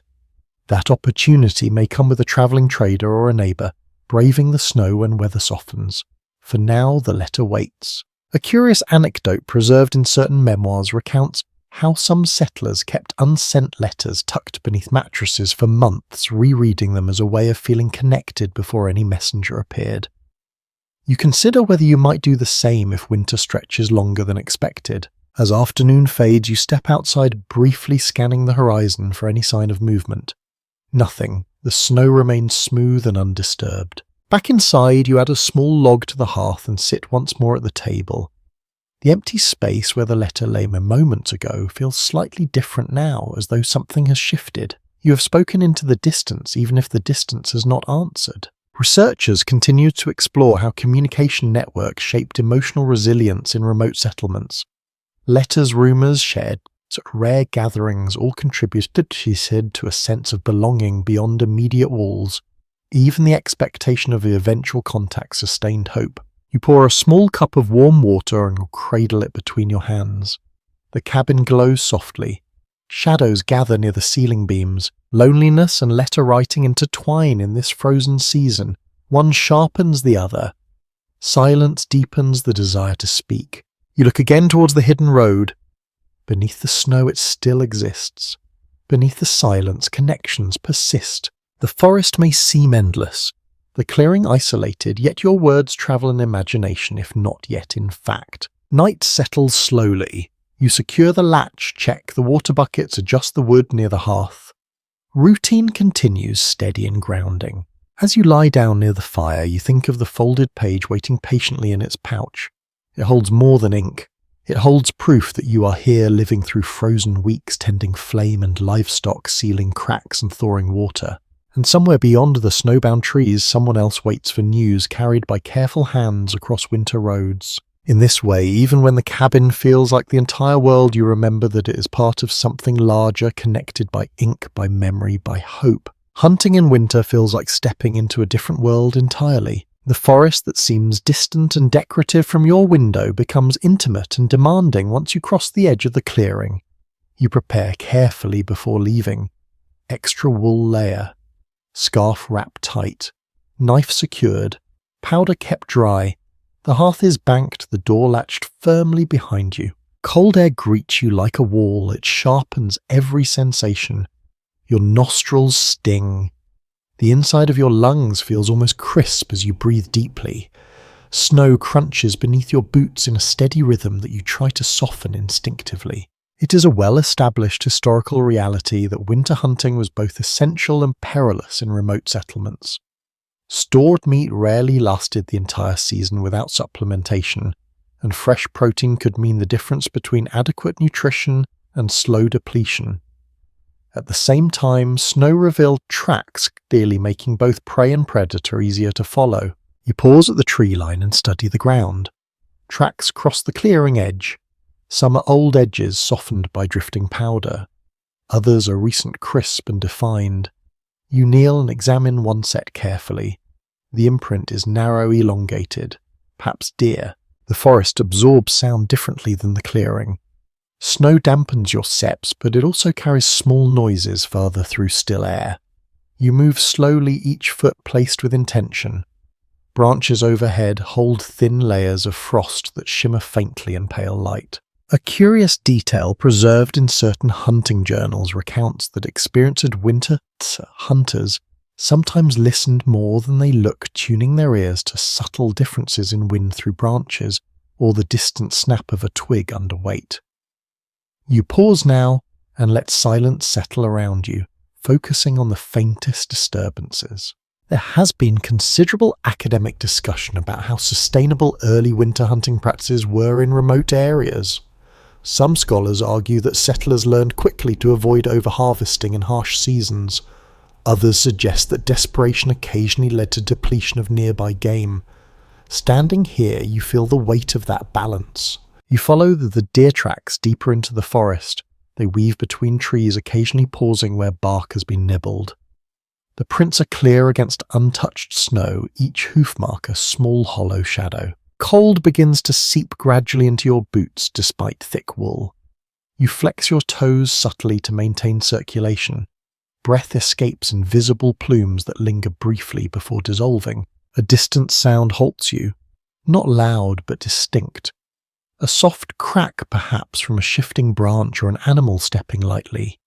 You crouch, steadying your breathing. The forest feels suspended, every tree upright and watchful. Winter hunting is as much patience as pursuit. You wait. Minutes stretch quietly. Finally you glimpse movement through a narrow opening between trunks. A deer head lowered, scraping snow aside to reach dormant grass beneath. You move gurlily into position. The cold seems to pause with you. Time narrows. The forest fades to a frame around the animal's form. Moments later the stillness breaks.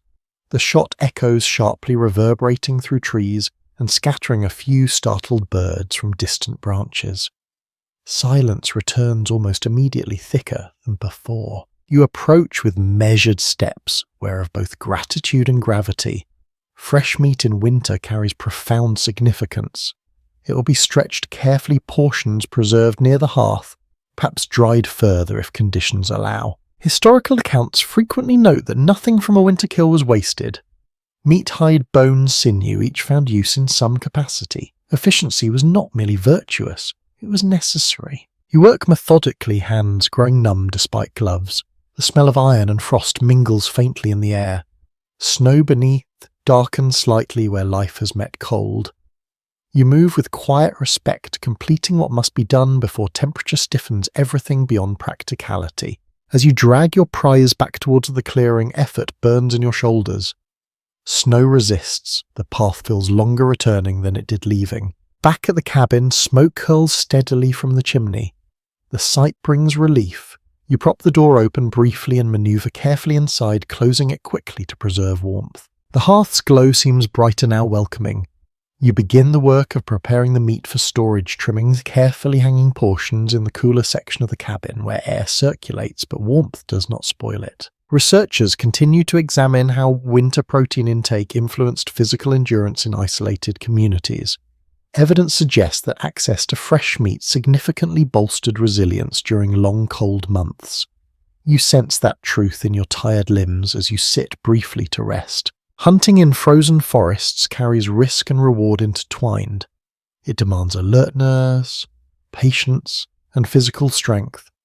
It connects you directly to the land in a way no stored beans or dried herbs can replicate. As evening falls, the cabin smells faintly of smoke and fresh preparation. Outside tracks from your journey cut a narrow line through snow proof of the day's labour. You sit near the hearth, muscles aching, and let warmth seep back into your hands. The forest beyond has resumed its silence, indifferent once more. Winter continues, yet today you have stepped into it rather than simply enduring it from behind walls. And as flames flicker gently across the cabin logs, you recognize that survival here depends not only on sealing cracks and rationing wood, but on meeting the frozen world on its own terms. The storm announces itself long before the first true gust arrives. You feel it in the air during late afternoon, a subtle shift in pressure that makes the forest seem to hold its breath. The sky fades from pale blue to a dense metallic grey. Snow that once rested quietly on branches begins to loosen, drifting downward in small uncertain spirals. Inside the cabin, you sense the change without needing to look.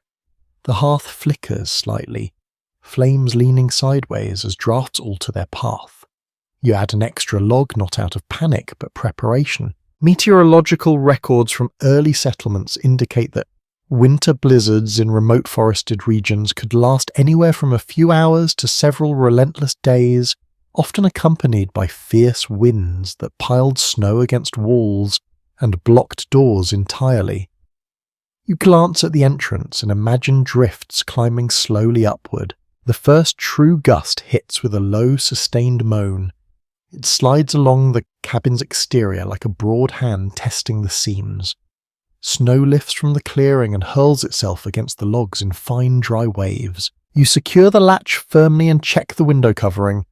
The oiled paper trembles slightly but holds. Wind does not simply blow. It presses, it pushes, it searches. The roof responds with a muted groan. One of the beams above shifts slightly, a reminder that even well-built structures flex under pressure. You sit close to the hearth, listening carefully.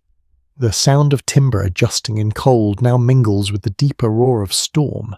It is as though two conversations overlap.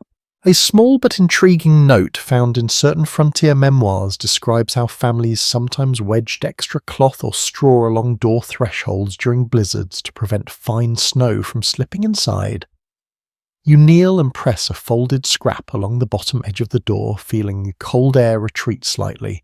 There has been sustained academic interest in how isolated households mentally prepared for prolonged storms. Some historians suggest that familiarity bred calm.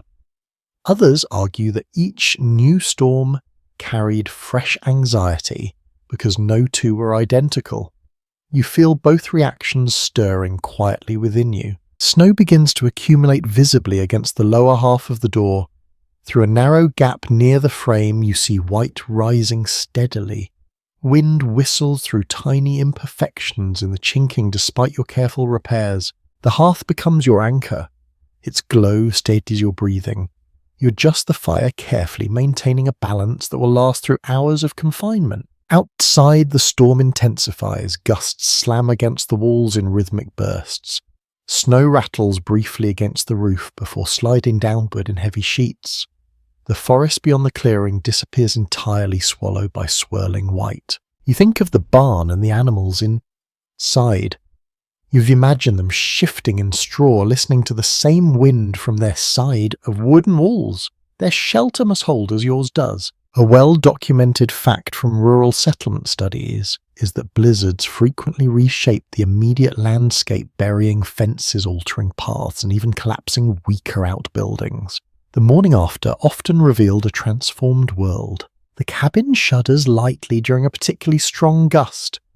You glance upwards instinctively. The beam holds. The roof does not lift. You move through small tasks, deliberately keeping motion steady to avoid spiraling thoughts.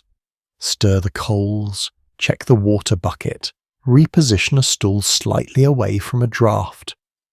These gestures create a sense of agency in a storm that does not care about your preferences. A curious tradition noted in certain rural communities involved gathering near the hearth during blizzards to sing softly, believing that steady human sound somehow balanced the wild noise outside. You do not sing, but you speak quietly to yourself once or twice, if only to remind the walls that you are here. Hours stretch. The storm does not fade quickly. Wind continues its relentless testing of seams and corners. Snow rises higher against the door, now reaching midway up its frame. Researchers continue to examine how repeated exposure to severe winter storms influenced architectural improvements in frontier regions. Over time, designs evolved, roofs steepened, foundations reinforced. But in this moment, evolution offers little comfort. You rely on the structure you have. Eventually, fatigue seeps in. You bank the fire more generously than usual, anticipating a long night of listening. You lay bedding closer to the hearth, minimizing distance from warmth. As darkness merges with swirling snow, the world beyond your cabin dissolves into sound and motion. Inside the glow of firelight, create this fragile sanctuary. Storm nights demand endurance rather than action. You cannot calm the wind. You cannot halt the falling snow. You can only maintain the small circle of heat and hope within these walls. The roof creaks once more, snow thuds against the exterior. You lie down, wrapped in wool eyes, half-closed ears alert to every shift. The storm continues its conversation with the cabin, loud and insistent. Yet the logs hold, the hearth burns, and through the relentless wind you understand that resilience is not silence in the face of noise. It is steady warmth in the midst of it. When the storm finally loosens its grip, the world feels altered. You wake to a strange quiet deeper even than before. No wind presses against the walls, no snow rattles at the roof. For a moment you wonder if you've gone deaf, then you hear it. The faint drip of melting frost somewhere along the eaves. You rise and push gently against the door. It resists. Snow is packed tightly against the outside. You lean harder, shoulder against wood, and feel it give slightly. A thin seam of white light appears along the edge. Clearing the doorway becomes your first task. You shovel from inside, at first scraping snow back into the cabin to create space for the door to open wider. Cold air floods in once the gap widens enough sharp and bracing. Outside the clearing is unrecognizable. Drifts curve in smooth ridges. Fence posts have vanished entirely. The path to the barn is erased. Even the shape of the woodpile has softened beneath a thick white blanket. It's widely acknowledged in frontier studies that late winter rather than early often proved the most difficult period for remote households. By that point, food stores had diminished, energy reserves waned, and repeated storms compounded earlier challenges. You glance toward your root cellar hatch and feel a quiet tension in your chest. Inside the cellar, stored vegetables rest in shallow bins. Potatoes have sprouted faint white shoots. Carrots are slightly shriveled at their tips. You sort them carefully, separating those that must be used soon from those still firm. Salted meat hangs in the cooler corner of the cabin, reduced now to smaller portions. You calculate silently. How many weeks remain before thaw? How many meals can be stretched from what you have? A lesser-known practice from certain northern settlements involved grinding dried peas or beans into coarse flour late in winter to create thicker stews that felt more substantial despite smaller quantities. You consider whether your remaining beans might serve that purpose if needed. There has been extensive scholarly discussion about how accurately settlers estimated their winter provisions. Some researchers suggest that experience sharpened planning over time, while others note that unpredictable weather could undo even the most careful preparation. Standing in your cellar, you sense how thin the margin can be. You carry a modest basket of vegetables back upstairs and prepare a thin soup, adding more water than usual. The aroma is earthy and faintly sweet. Steam rises and fills the cabin with gentle warmth. Outside, the sun glints brilliantly off untouched drifts. The air remains cold, but there is a subtle shift in its tone, a faint hint of something less severe. You force yourself to eat slowly, savouring each spoonful. Rationing requires discipline. Hunger is persuasive, especially after days of storm. After the meal, you step carefully toward the barn, carving a narrow path through snow. Each step sinks deeply. The journey feels longer than usual. Animals greet you with quiet movements, their needs unchanged by your calculations. Back inside, you examine the remaining woodpile. The stack stands lower now, more gaps visible between logs. You count roughly, enough for now, but not abundance. It has been noted in several historical analyses that winter scarcity often fostered remarkable creativity in frontier kitchens, from stretching broth with additional grains to inventing new uses for preserved fat. Necessity shaped cuisine as much as taste did. You sit near the hearth and mend a small tear in a grain sack, careful to prevent further loss. Even spilled kernels matter now. There is a particular kind of alertness that comes with dwindling supplies. You find yourself scanning shelves, more often adjusting portions by instinct rather than strict measurement. Researchers continue to explore how communities coped psychologically with late winter shortages. Some accounts emphasize quiet resolve and mutual aid. Others describe tension and worry that deepened as stores thinned. Alone in your cabin, you experience both caution and calm in alternating waves. As afternoon fades, you step outside once more. The storm's sculpted drifts glow pale gold under low sunlight. Somewhere beneath that so-early shoots lie dormant waiting. Inside, the fire burns steadily. You add a smaller log than usual, preserving the larger ones for colder nights still to come. Food stores running low does not signal immediate crisis. It signals attentiveness. Every meal becomes deliberate, every scrap valued. You settle into your stool and extend your hands toward the heat. The cabin smells of simmering vegetables and smoke. Winter is not finished, but you are still here measuring, adjusting, enduring. And as the sun dips behind the forest edge, casting long shadows across untouched snow, you understand that survival in these months is not a single triumph.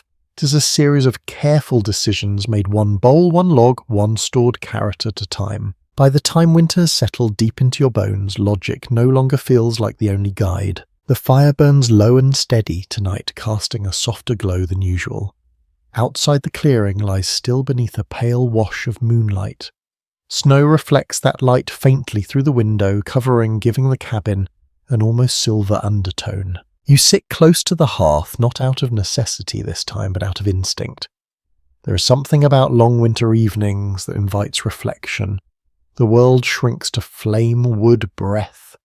Beyond that, imagination stretches farther than your boots ever could. It's well attested in folklore collections from rural wintering communities that superstition and small protective rituals flourish during the cold months. When storms isolated households and darkness lengthened, unseen forces felt closer, more immediate. You glance toward the door and notice the dried bundle of sage hanging above it, brittle but intact. Earlier in the season, you might have dismissed such gestures as quaint. Now you understand their comfort. You reach up and adjust the bundle slightly more from habit than belief. The faint scent releases as your fingers brush it. A curious custom recorded in certain northern settlements involved placing a small iron object near the hearth, believed to guard against misfortune during fierce storms. Iron strong and forged by fire symbolized resilience. You glance at the poker resting beside the hearth and imagine that symbolism warming quietly alongside you. There has been ongoing debate among cultural historians about whether winter superstitions in frontier cabins represented genuine belief or practical psychology. Some argue that rituals provided a sense of control in unpredictable conditions. Others suggest they were inherited traditions carried from older homelands. Sitting here, you suspect both can be true without contradiction. The cabin itself takes on a different character at night. Shadows seem deeper. The corners of the room feel farther away. Even familiar creaks acquire subtle nuance. You find yourself listening more closely than usual, though nothing truly unusual occurs. You stir the coals and watch sparks lift briefly before vanishing. The sight feels almost symbolic. Small bursts of light swallowed quickly by darkness. Outside, a distant sound drifts across the clearing. A long, low call. Perhaps a wolf. The note lingers in the air before dissolving. Your pulse quickens slightly, though you know the animals rarely approach close to the cabin when firelight glows within. Still, winter has a way of amplifying possibility. You check the latch once more, pressing your palm against the wood to feel its firmness. Stories passed down through generations often centered on winter nights. Tales of wandering spirits in snow, of travelers led astray by strange lights, of animals behaving with uncanny intelligence. Whether meant as caution or entertainment, such stories found fertile ground in frozen silence. You remember one in particular about a lantern seen moving across a distant field with no figure beneath it. You glance toward the window instinctively, half expecting some flicker beyond the clearing. There is none. Only moonlit snow. The fire snaps softly. A beam above shifts with a mild groan. You exhale slowly, grounding yourself in the present moment. The cabin is solid, the hearth is steady. Researchers continue to explore how folklore served as both entertainment, armament, and moral instruction during isolated winters. Many stories reinforced practical lessons, warning children against wandering too far or venturing onto thin ice. In that way, superstition intertwined with survival. You lift a small wooden charm from the shelf near your bed, carved simply into a geometric shape. It has no official meaning beyond what you assign to it, yet holding it in your palm feels reassuring.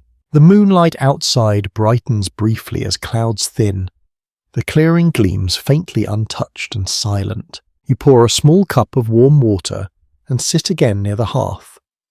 The iron poker rests beside you, the sage bundle above the door, the carved charm in your hand. None of these objects alter the temperature or reinforce the walls, but they soften the edge of uncertainty. There is a quiet dignity in acknowledging fear without surrendering to it. Superstitions do not replace reason. They coexist with it, filling spaces logic cannot fully occupy. The distant howl comes again, slightly closer this time, or perhaps carried differently by wind. You listen without rising.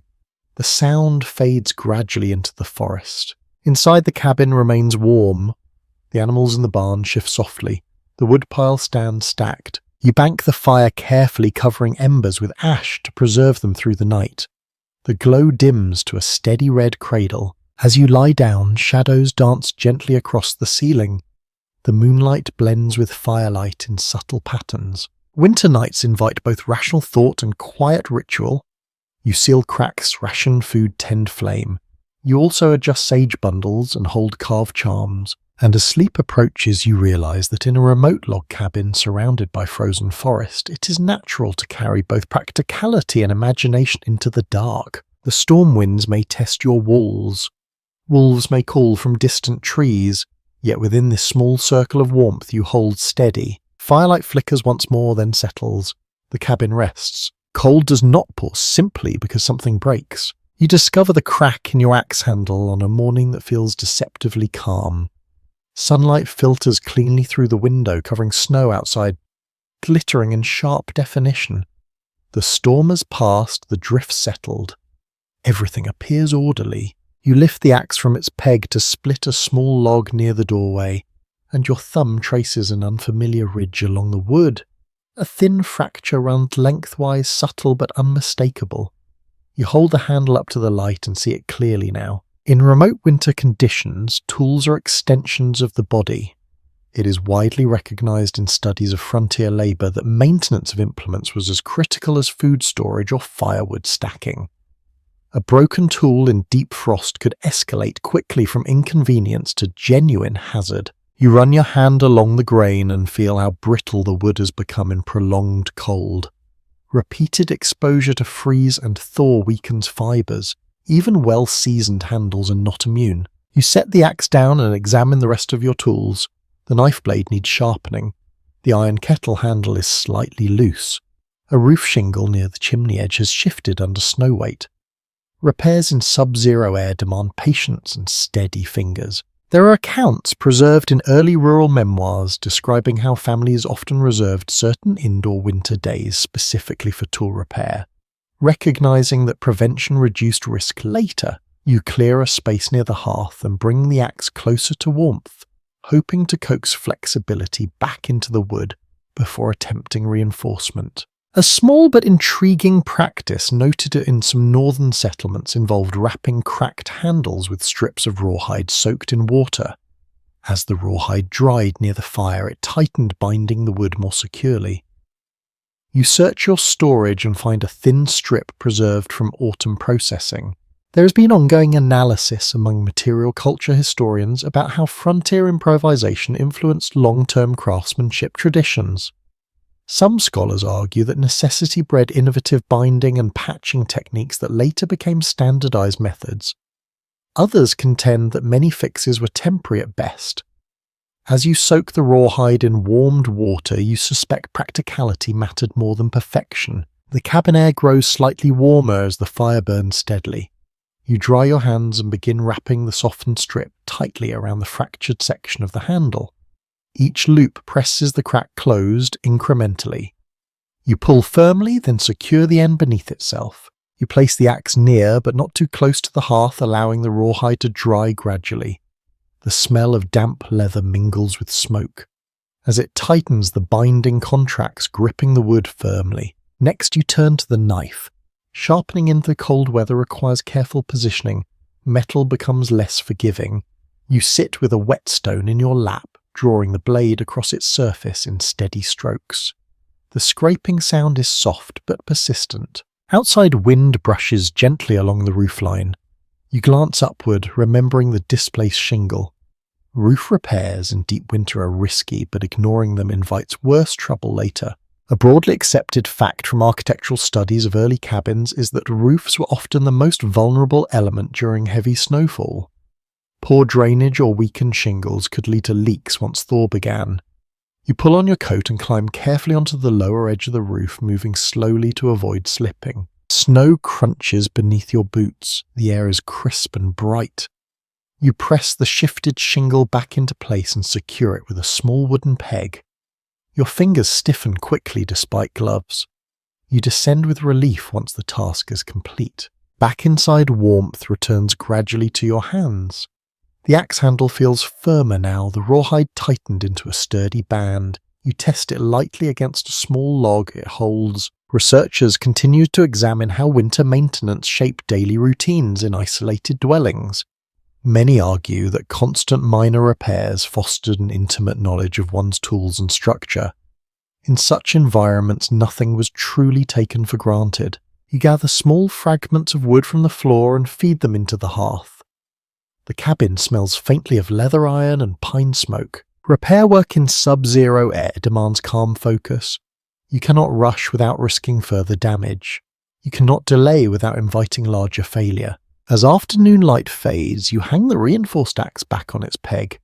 The binding stands out against the worn handle, a visible reminder of winter's pressure. You sit back and survey the room. The kettle handle is tightened, the knife sharpened, the roof secured, the axe reinforced. Cold may test materials relentlessly, but attentive hands answer each challenge in turn. And as evening settles once more around your cabin, you recognize that survival in frozen months is not merely about enduring the elements. It is about constant quiet stewardship of the tools and shelter that stand between you and the cold. The snow remembers everything. You notice it the moment you step outside at dawn. The clearing lies smooth and pale, a clean sheet stretched wide beneath a faint pink ski, but along the edge near the tree line a series of fresh impressions interrupts the perfection. You stand still, breath drifting in front of you, and study the shapes. Each print is deliberate, spaced, evenly pressed deep into the powder. Not deer, not rabbit, larger. Rounded pads with faint claw marks at the front. Tracks across untouched snow carry a quiet message. Something moved while you slept. It is a commonly observed detail in accounts of winter life on the frontier, that snow transformed into a kind of ledger, recording the movement of animals and humans alike. Experienced settlers could read that ledger with surprising precision, distinguishing direction, speed, even approximate size. You crouch and trace the outline gently with your gloved finger. The prints lead from the forest edge toward the barn, then veer away again, circling wide before disappearing back into trees.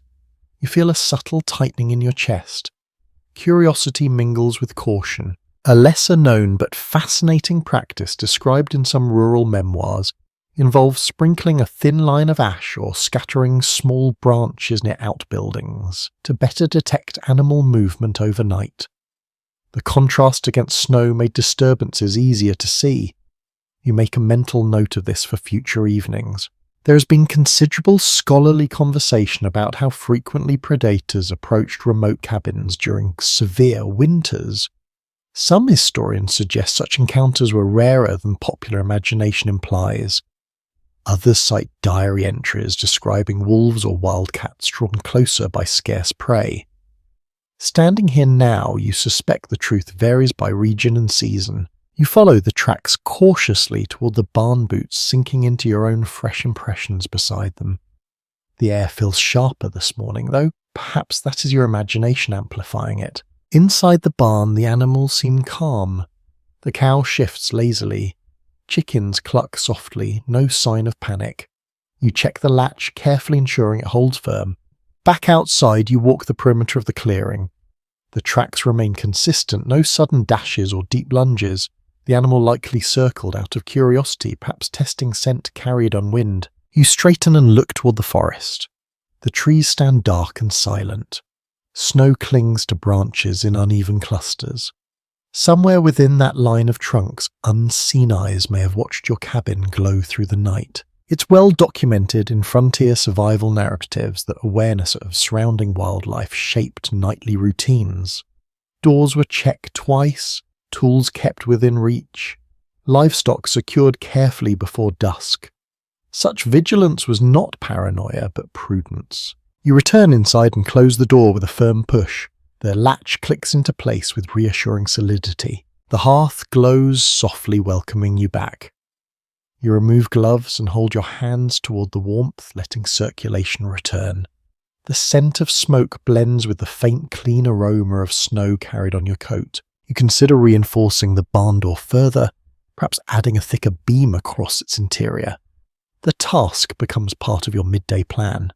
A curious detail preserved in certain northern tales recounts that some families hung small bells near barn doors during winter nights to alert them to movement. Whether truly effective or simply comforting, the soft chime carried reassurance. You glance at your own modest supplies and wonder if a similar precaution might be fashioned. Researchers continue to explore how winter predator patterns influence settlement layouts, noting that clustered cabins offered greater collective security than isolated dwellings. Here, your cabin stands alone in its clearing. The awareness sharpens your senses without overwhelming them. You eat a simple breakfast near the hearth, listening to the cabin settle around you. The tracks outside remain vivid in your mind, an image pressed clearly into thought. Snow reveals what summer conceals. It turns the invisible into visible form. It tells you who passed by when and in what direction. By midday, sunlight brightens the clearing, casting long blue shadows in the depressions left by the animals' steps. The contrast makes them even more striking. You gather a few fallen branches and lay them loosely near the barn entrance, not as a barrier, but as an early warning. A disturbed branch will signal movement. As evening approaches, you glance once more toward the forest edge. The prints have softened slightly under sun edges, rounding gently. Soon they will fade entirely, erased by drifting powder or new snowfall. Inside, you bank the fire carefully and ensure the latch sits firm. Tracks across untouched snow remind you that winter is shared territory. Your cabin stands not as a fortress against the wild, but as one small claim within it. And as darkness gathers once more beyond the clearing, you carry that awareness quietly, neither fearful nor complacent, simply attentive to the world that moves beyond your walls. There are evenings when warmth alone is not enough. The fire burns steadily.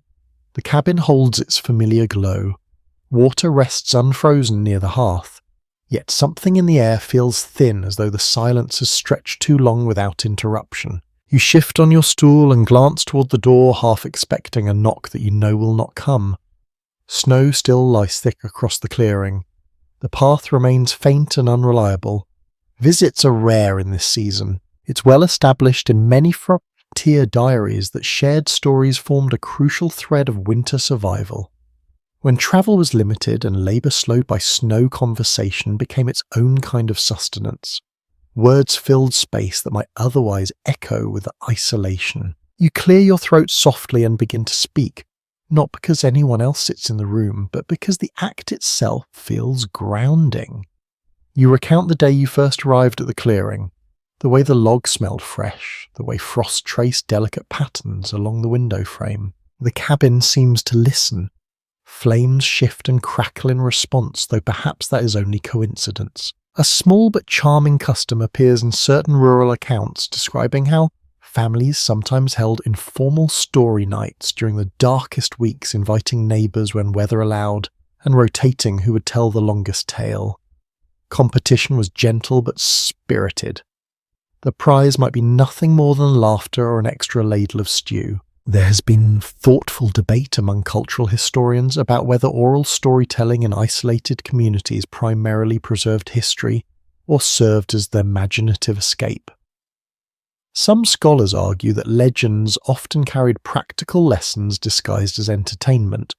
Others emphasize the role of fantasy in easing hardship. Sitting here, you suspect that both purposes intertwine naturally. You continue speaking softly, describing a hunt from earlier in the season.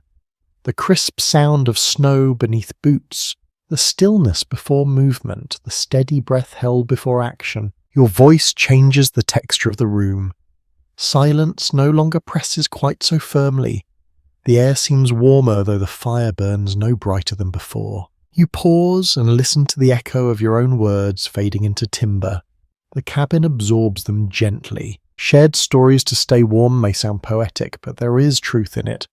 Laughter quickens the breath. Conversation lifts posture. Memory connects past to present, making winter feel less like an endless stretch and more like a chapter within a larger narrative. You recall a tale passed down from another region about a traveller who followed the wrong star through a snowstorm and ended up in a stranger's cabin welcomed with bread and firelight. Whether true or embellished, the story carries reassurance. Doors can open, hospitality can cut through cold. Researchers continue to explore how communal gatherings during winter shaped social cohesion in frontier settlements. Some suggest that storytelling reinforced shared identity. Others note that in extremely isolated cabins, solitary storytelling to oneself or to children maintained mental resilience. You smile faintly at the idea of narrating your own days aloud as though they are epic adventures. In a way they are. Outside, wind brushes lightly across the clearing, but without menace. Inside, shadows ripple softly along the walls. You stand and stir the coals, adding a modest log to keep the glow steady. Sparks rise briefly, then settle. A quiet memory surfaces of a song heard long ago, its melody simple and repetitive. You hum a few lines under your breath. The sound blends with the fire's gentle hiss. There is something deeply human about filling winter silence with voice. Even if no one answers, the act itself affirms presence. You are here, you're breathing, you are living through frozen weeks with patience and steady hands. The animals in the barn shift faintly, their movements carried through night air. Somewhere in the forest, a branch cracks under frost. You settle back onto your stool and let your thoughts drift into another tale. Perhaps one about spring, about thawed streams and soft earth underfoot. The promise of green returns like a distant echo. As the evening deepens, you allow your voice to fade into softer murmurs, then into silence once more. The cabin feels less empty now, as though memory itself has occupied the space beside you. Stories may not raise the temperature, but they warm something just as essential. And as you prepare for sleep, banking the fire carefully and arranging your bedding near its steady glow, you carry those words with you into the night. In a remote log cabin during frozen winters, warmth is measured not only in degrees of heat, but in the sound of a voice carried gently across wooden walls. By this point in winter, you no longer notice the smoke at first. It lives in the fabric of the cabin now. It threads itself through wool blankets, settles into the grain of the table, lingers in your hair even after you step outside into sharp, clean air. Only when you pause deliberately do you register its presence fully. You rise early and stir the coals, and with the first fresh log comes a new ribbon of grey curling toward the ceiling. It meets the darker layer already resting along the beams, adding to it quietly. Household records from 18th and 19th century rural dwellings consistently note that interior soot accumulation was a common feature of cabins and early homes that relied exclusively on open hearths. Chimneys drew most of the smoke upward, but rarely all of it. Over time, ceilings darkened and walls absorbed the residue. You tilt your head back and study the beams overhead. Their once pale wood now carries a deepened tone, almost glossy in places where smoke has layered itself repeatedly. The smell is complex: pine resin from fresh logs, the faint tang of char, damp wool drying nearby, a trace of cooked beans from last evening's meal. Smoke does not overwhelm, it blends. A small and rather practical custom documented in some remote communities involved deliberately encouraging a slight smoke presence in storage areas to deter insects and preserve hanging meats. What feels like inconvenience in one context becomes utility in another.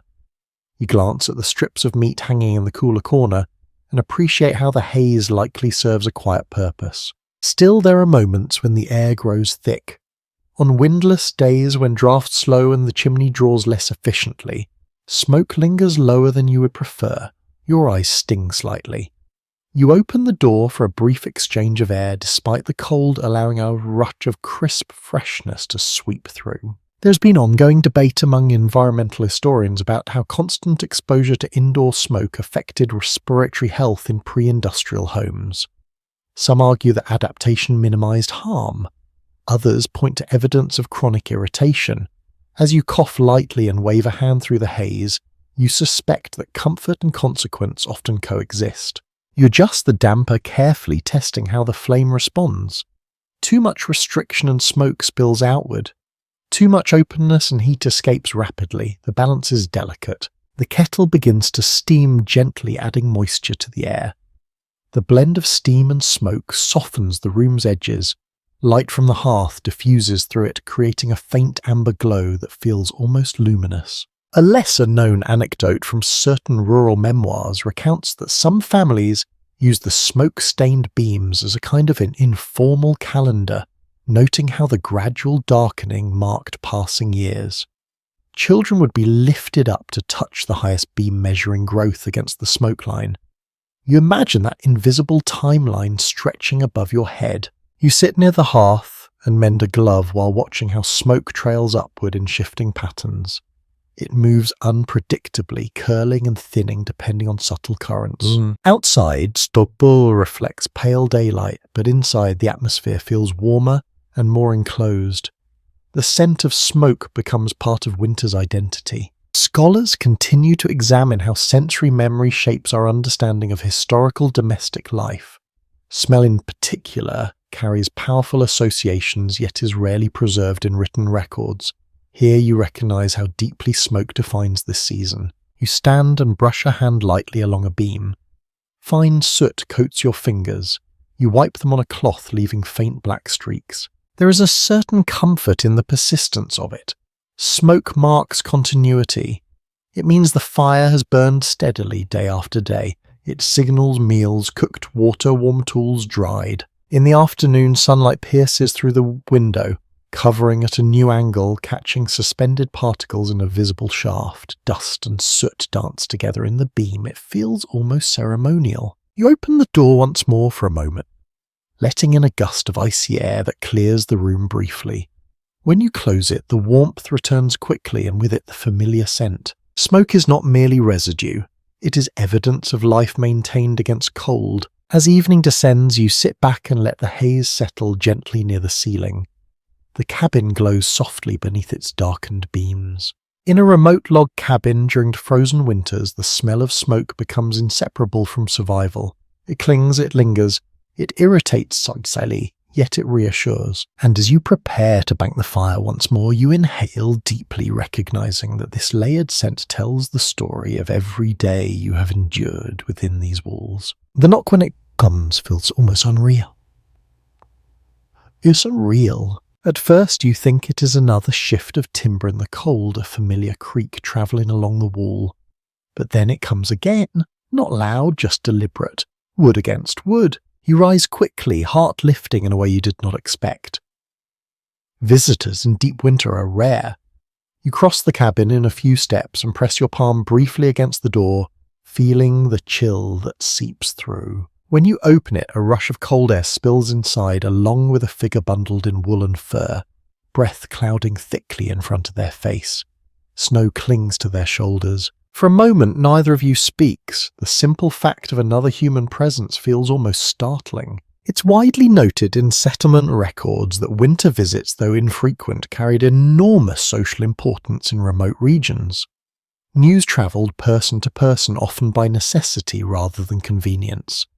A short stop for warmth might carry information from miles away. You step aside and gesture inward. The visitor enters quickly, stamping snow from boots before closing the door firmly behind them. The cabin seems to expand slightly with the added body heat, the added breath. Wool outer layers are removed slowly and hung near the hearth. Steam rises faintly as snow melts from fabric. The scent of cold air and pine accompanies them inside, briefly overpowering the smoke that usually dominates. You pour a cup of warm water and offer it without ceremony. The gesture feels ancient and instinctive. A lesser-known custom recorded in certain frontier communities involved marking winter visits by sharing a small portion of preserved fruit or a sweet saved for special occasions. The act signaled hospitality despite scarcity. You reach for a tiny jar of dried apple slices and set a few on the table, aware of their value. Conversation begins cautiously, then gathers pace.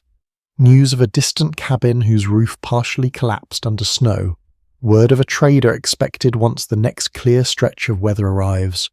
A report of wolf tracks seen closer to another homestead. There has been sustained scholarly interest in how information networks functioned in sparsely settled regions before formal postal systems became reliable. Many historians argue that informal winter visits were critical in maintaining cohesion across distance. Listening now, you understand how each detail matters. You speak in turn, describing the recent storm and the drift against your door. You mention reinforcing your axe handle, stretching food stores carefully. The exchange feels balanced, reciprocal. The fire burns brighter, fed by an extra log to accommodate two. Shadows shift across the walls, larger now layered with movement. For a short while the cabin hums differently. Laughter slips out more easily. Silence feels less heavy between sentences. The presence of another person reshapes the room's atmosphere. The visitor mentions a small gathering planned once roads clear, perhaps a shared meal among 3 nearby cabins. The idea feels almost extravagant. Researchers continue to examine how winter gatherings strengthen trust and mutual aid in isolated communities. Evidence suggests that shared hardship often fostered cooperation rather than competition.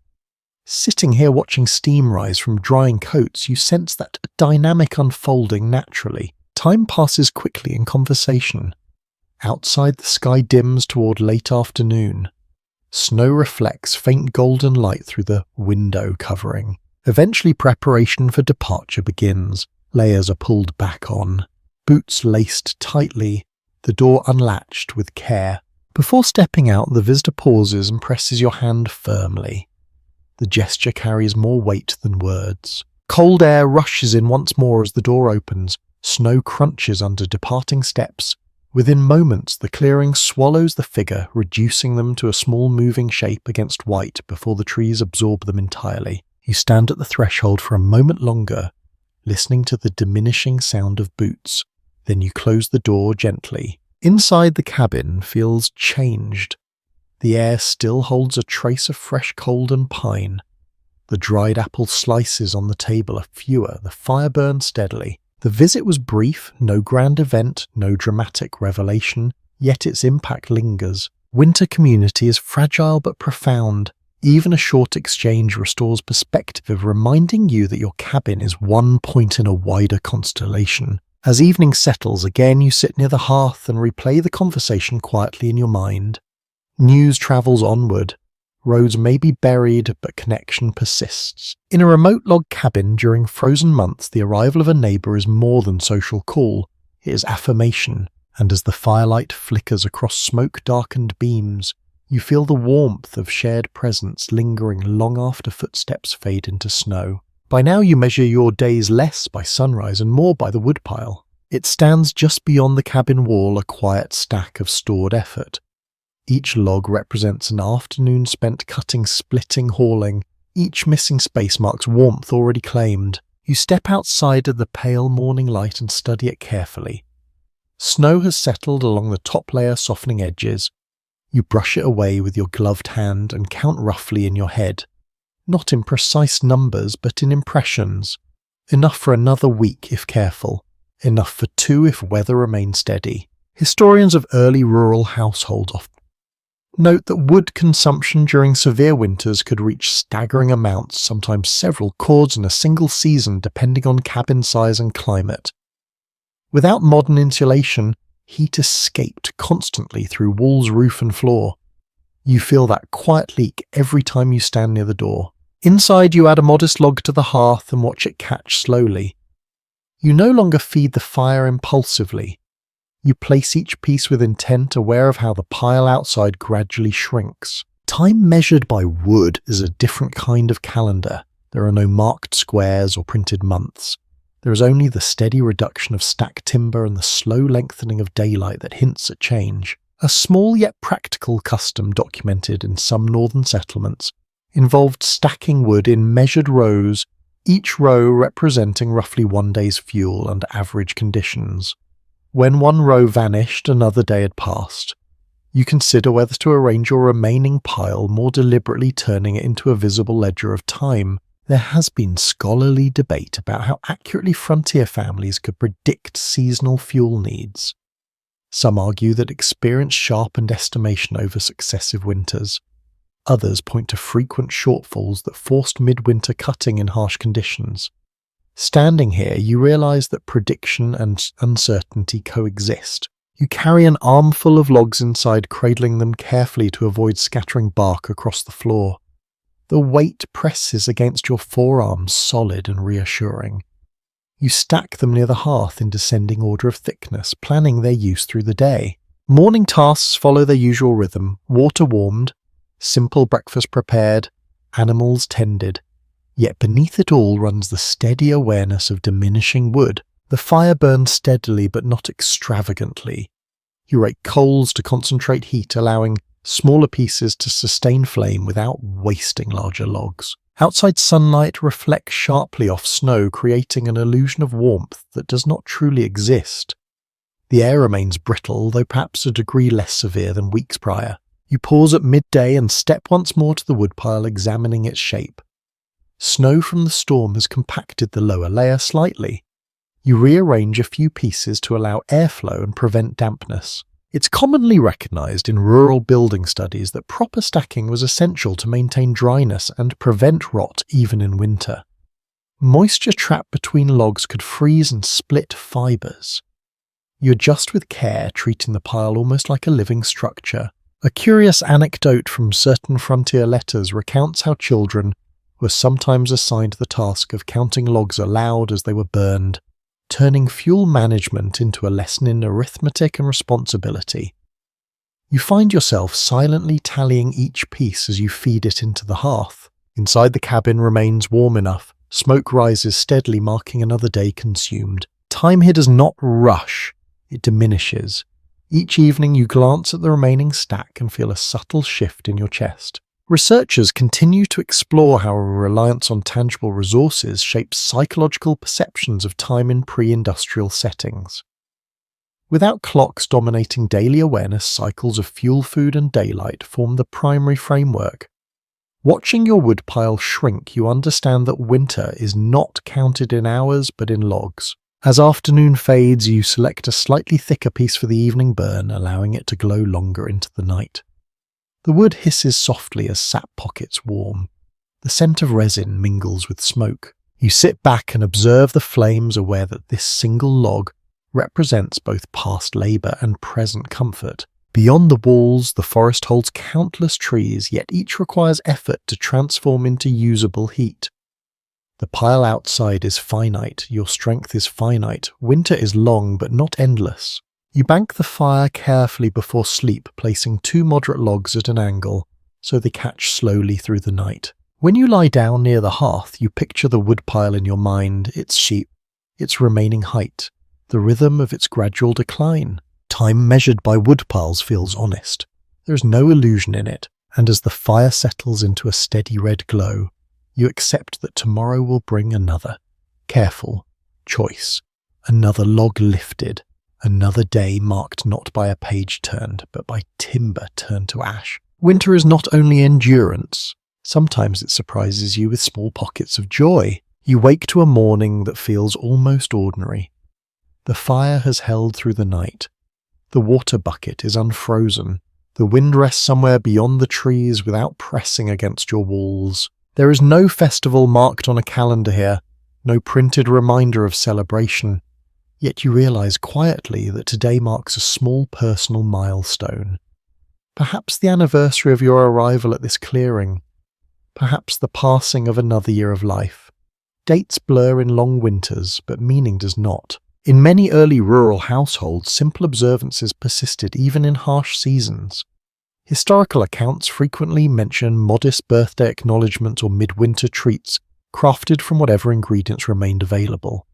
Grand feasts were rare, but gestures carried significance. You search your storage carefully and retrieve a small handful of dried berries saved for special use. They are slightly wrinkled now, but still vibrant in colour. You set them aside near the hearth. A lesser-known yet charming detail from some frontier communities describes how families sometimes sweetened winter days by adding a spoonful of molasses to otherwise plain porridge, transforming it into a festive dish. You have no molasses left, but the berries will serve. There has been thoughtful discussion among social historians about whether such modest celebrations meaningfully improved morale in isolated settlements. Some scholars argue that ritual, however small, provided psychological renewal. Others suggest survival concerns overshadowed ceremony. As you warm your porridge and stir in the berries, you sense that even a simple gesture shifts the atmosphere. The bright red fruit against pale oats feels almost extravagant. You sit near the fire and take the first spoonful slowly. Sweetness blooms briefly on your tongue, cutting through the familiar plainness of winter fare. You allow yourself to smile. Outside, snow sparkles under faint sunlight. The clearing remains silent, yet it feels less severe today. You decide to carve a small token from a scrap of wood, something to mark the day. The knife sharpened earlier in the season glides carefully along the grain. Shavings fall in delicate curls to the floor. In certain northern settlements, it was customary to carve simple decorative items during winter downtime, often exchanged as tokens of affection or kept as mementos of endurance. These objects were rarely ornate, but they carried stories. You shape yours into a small smooth disc and etch a simple symbol into its surface. Researchers continue to explore how ritual and creativity intertwined during prolonged periods of isolation. Evidence suggests that even modest acts of self-expression contributed to emotional resilience. Sitting here watching wood transform beneath your hands, you feel the truth of that insight. The cabin glows warmly as afternoon light shifts toward gold. You add a slightly thicker log than usual to the hearth, allowing it to burn brighter for a while. You take time to tidy the space carefully, sweep the floor, rearrange stacked kindling, fold blankets neatly. The cabin feels almost laboratory in its order. There is no audience for this small occasion. No guests arriving with gifts. Yet the act of acknowledging the day feels meaningful. A curious anecdote from one rural memoir recounts how a family once marked a winter birthday by allowing children to stay up slightly later than usual, telling extra stories near the fire. The extension of wakefulness itself became the gift. You consider staying awake longer tonight simply to watch the flames dance. As evening descends, you light a candle in addition to the hearth, though you usually conserve them strictly. The added glow softens corners of the room and makes the cabin feel fuller. You hold the carved token in your palm and trace its etched lines. It represents time past, hardships managed, small triumphs accumulated. Winter does not erase joy entirely, it compresses it into modest shapes. A handful of berries, a carved disc, an extra log on the fire. Historians examining frontier life often emphasize hardship, yet many diaries reveal flashes of laughter and celebration woven between lines of labor. The human impulse to mark time persists even in frozen landscapes. You sit quietly as the candle burns lower. Outside, the forest stands unchanged, indifferent to your small commemoration. Inside, warmth gathers gently around you. As you prepare for sleep, you tuck the carved token near your bedding, a private reminder of this quiet day. In a remote log cabin during frozen months, joy does not arrive with fanfare. It slips in quietly, carried on sweetness, on light, on the simple recognition that you are still here. And as the fire settles into its steady glow, you feel a subtle lift within, a reminder that winter's long stretch contains not only challenge, but moments of brightness carefully preserved against the cold. There are nights when the fire burns low and your thoughts travel farther than your boots ever could. The cabin is quiet. The animals have settled. The wind rests lightly against the outer wall without force. You sit near the hearth with hands folded loosely, watching the last strong flames soften into glowing embers. In long winters, faith often becomes less about formal gathering and more about quiet reflection. It is widely observed in accounts from isolated settlements that regular worship services were frequently suspended during severe weather, replaced by simple prayers spoken at home. The hearth became both altar and sanctuary. You bow your head slightly, not out of habit alone, but from a sense of perspective. The forest outside does not bend to human will. Snow falls without asking permission. Cold settles without negotiation. A small but meaningful custom recorded in certain rural communities involved reading aloud from a well-worn family Bible during winter evenings, even if only a single passage at a time. The act of reading was as much about continuity as devotion.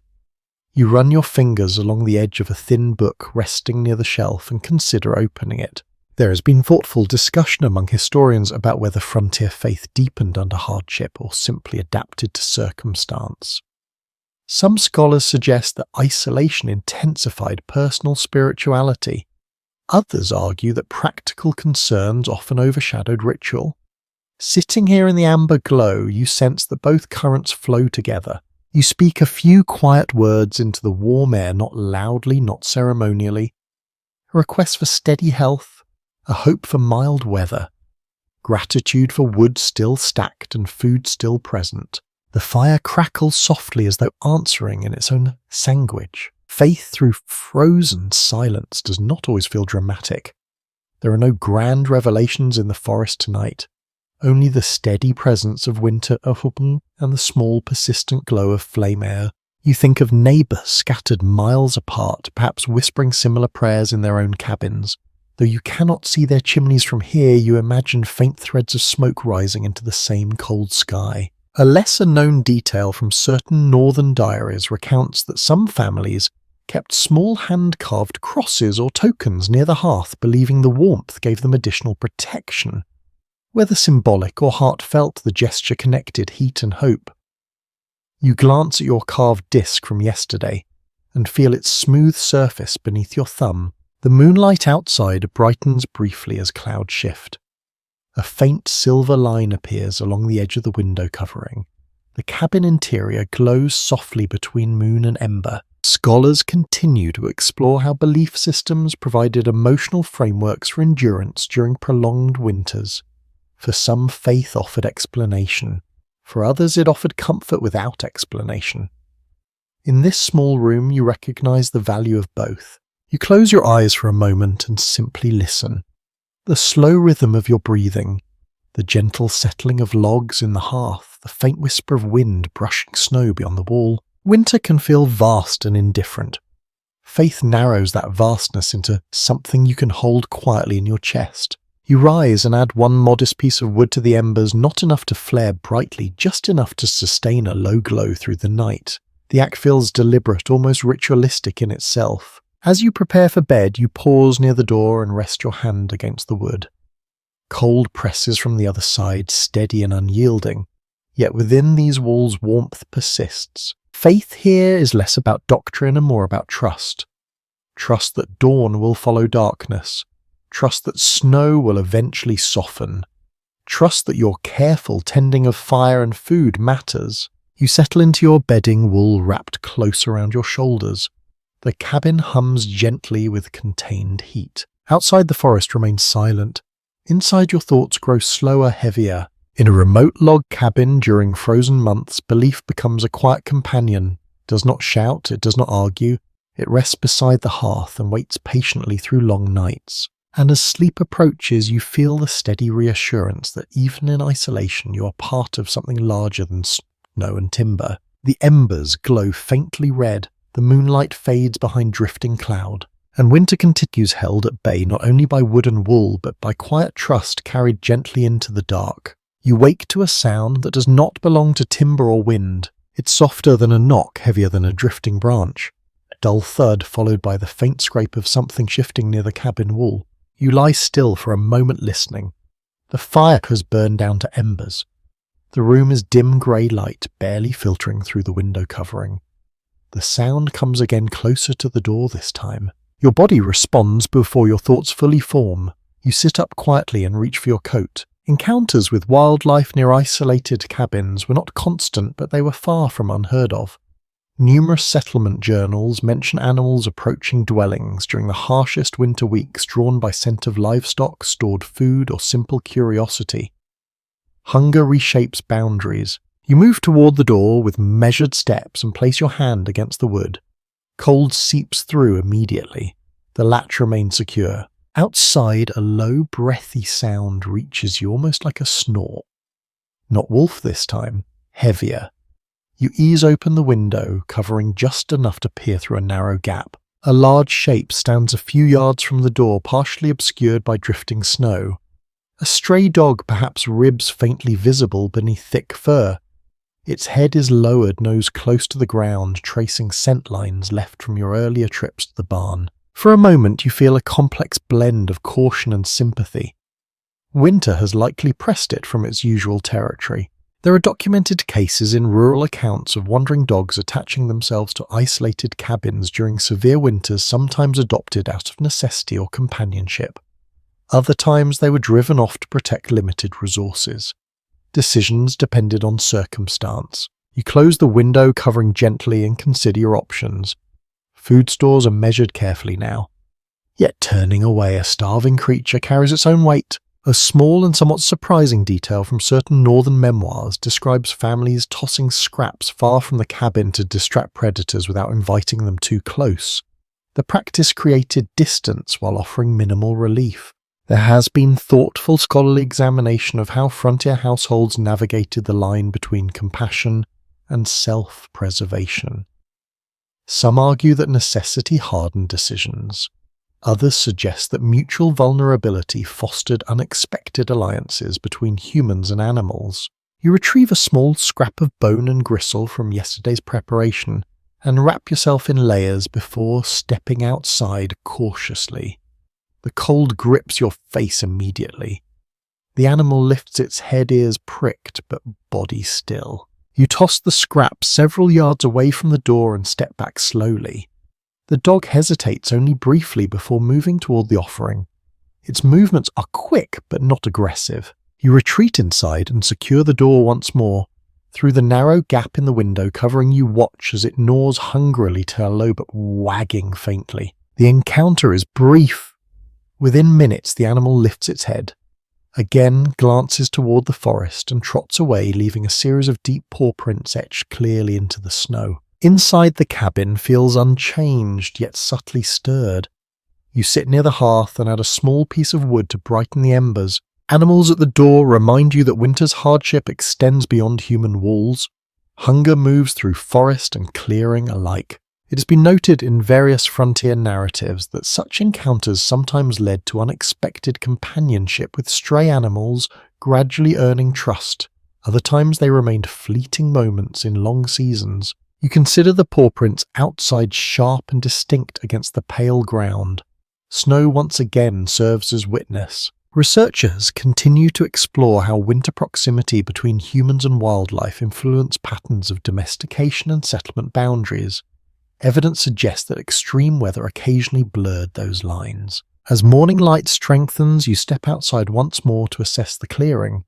The tracks curve back toward the tree line, then disappear into shadow. The barn stands intact, the latch holds firm. You brush snow from your boots and re-enter the cabin, closing the door gently behind you. The fire burns steadily now. The water bucket glints faintly. The room smells of smoke and faint animal scent carried briefly on cold air. In a remote log cabin during frozen months, vigilance and mercy sometimes stand side by side.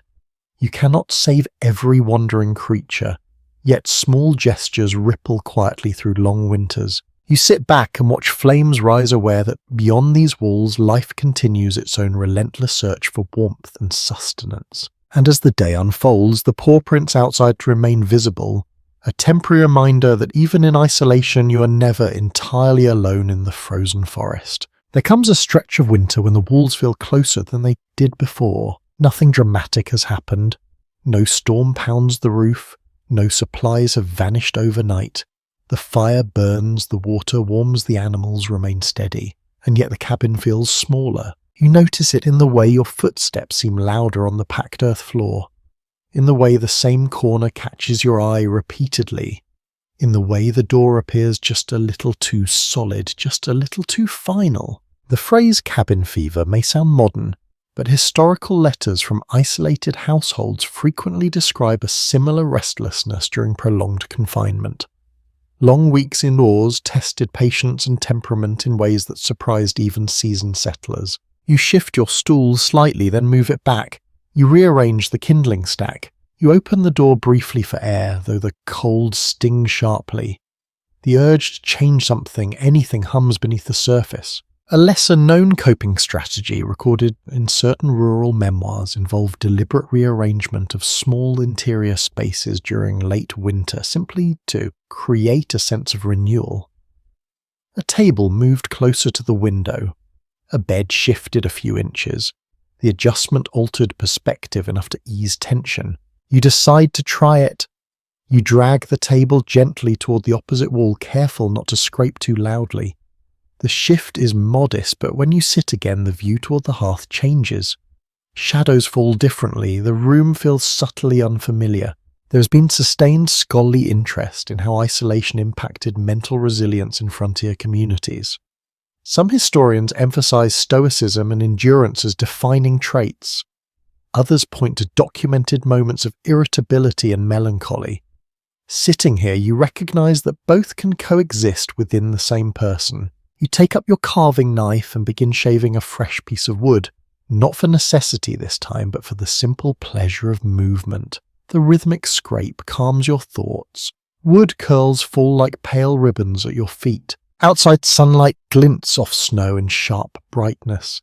The clearing looks expansive, yet the path beyond remains buried. You step outside briefly, inhaling deeply despite the cold. The air feels almost electric in your lungs. You walk a short circle around the cabin, boots crunching loudly in the quiet. Even this small circuit expands your sense of space. Accounts from remote settlements often mention brief outdoor walks during milder winter days as essential to maintaining morale. Even a few minutes beneath open sky could shift perspective dramatically. You re-enter the cabin with the cheeks flushed and fingers tingling. The interior warmth greets you kindly. A curious anecdote from one rural journal describes a family who painted small decorative patterns along their cabin beams during late winter using leftover pigment simply to introduce colour into a season dominated by white and brown. The effort did not change the weather, but it changed the atmosphere. You glance at the darkened beams above and imagine faint patterns there. Perhaps one day you will try something similar. Researchers continue to debate whether winter confinement in isolated dwellings ultimately strengthened psychological resilience or left lasting strain. Diaries offer evidence for both outcomes, often within the same household. You settle near the hearth and allow yourself a long, steady exhale. Cabin fever is not a dramatic illness. It is a quiet restlessness that must be acknowledged gently. You decide to clean more thoroughly than usual, sweep ash carefully, dust shelves, shake blankets outdoors for a brief moment before bringing them back inside. The physical movement channels your energy constructively. As evening approaches, the cabin feels refreshed in small ways. The table's new position alters how candlelight spreads across the room. The carved wood shavings have been cleared. The air feels slightly crisper from earlier ventilation. Winter remains long, snow remains deep, but the walls no longer feel quite as tight. In a remote log cabin during frozen months, resilience is not only about enduring storms or rationing food. It is also about tending the mind with the same care you give the hearth. You bank the fire gently and lie down, aware that tomorrow may bring the same walls and the same silence. Yet tonight they feel manageable. And as the embers glow softly, you understand that quiet resilience is not loud triumph. It is the decision to rearrange a table, to step briefly into cold air, to carve a small shape from wood instead of letting restlessness carve into you. The cabin holds, the fire steadies, and you too steady yourself within these wooden walls. One morning the light feels different. It is subtle at first. You wake as usual, expecting the familiar grey wash against the window covering. Instead, a warmer tone slip across the wall, not bright, not bold, just softer. You sit up and listen. The cabin sounds the same. The fire breathes gently. A beam ticks as it adjusts, yet something in the air carries a faint suggestion of change. You rise and move toward the window. When you lift the covering slightly, the clearing glows beneath a pale gold sunrise rather than the flat white of recent weeks. Snow remains deep, but its surface looks slightly damp in places. Along the southern edge near the tree line, you notice darker patches where earth hints at itself. It's well documented in climate records from northern frontier regions. Late winter often brings small uneven thaws before true spring establishes itself. Temperatures fluctuate. Ice softens by day and hardens again at night. These transitional weeks require careful observation. You step outside cautiously. The air is still cold, yet it lacks the sharp bite that once stung immediately. Your boots sink slightly into snow that feels heavier, more pliable. A thin drip falls from the cabin eaves, then another. Water sliding from icicles in slow rhythm. The sound is delicate but unmistakable. A small but delightful detail preserved in certain rural memoirs recounts how children celebrated the first audible drip from rooftops as a signal that winter's grip was loosening. They would stand beneath the eaves listening for that quiet music. You find yourself smiling at the steady tap against packed snow. There has been considerable scholarly discussion about how early settlers interpreted seasonal shifts without modern forecasting tools. Many relied on subtle environmental cues such as bird calls, sap flow, or the texture of snow underfoot. Standing here, you begin to understand that knowledge not as abstract theory but as lived attention. You walk a slow circle around the clearing. Animal tracks appear muddier at the edges, less crisp than before. A faint scent of damp earth rises where sun has warmed exposed ground. Inside the cabin feels brighter even without additional fuel. Light reflects differently now, carrying a hint of warmth. You adjust the fire slightly lower than usual, testing whether less wood will suffice. Food stores remain modest but manageable. The wood pile stands shorter than at the start of winter, yet not alarmingly so. You sense that you have crossed some invisible threshold. Researchers continue to explore how transitional seasons affected morale in remote settlements. Evidence suggests that even minor signs of thaw lifted spirits noticeably, though caution remained essential until consistent warmth arrived. You prepare a simple meal and carry it outside briefly, sitting on a small stump near the cabin wall. The cold nips at your cheeks, but sunlight touches your face more gently than before. Birdsong drifts faintly from deep within the forest. Not loud, not abundant, but present. You finish your meal and stand stretching stiff muscles that have grown accustomed to confined spaces.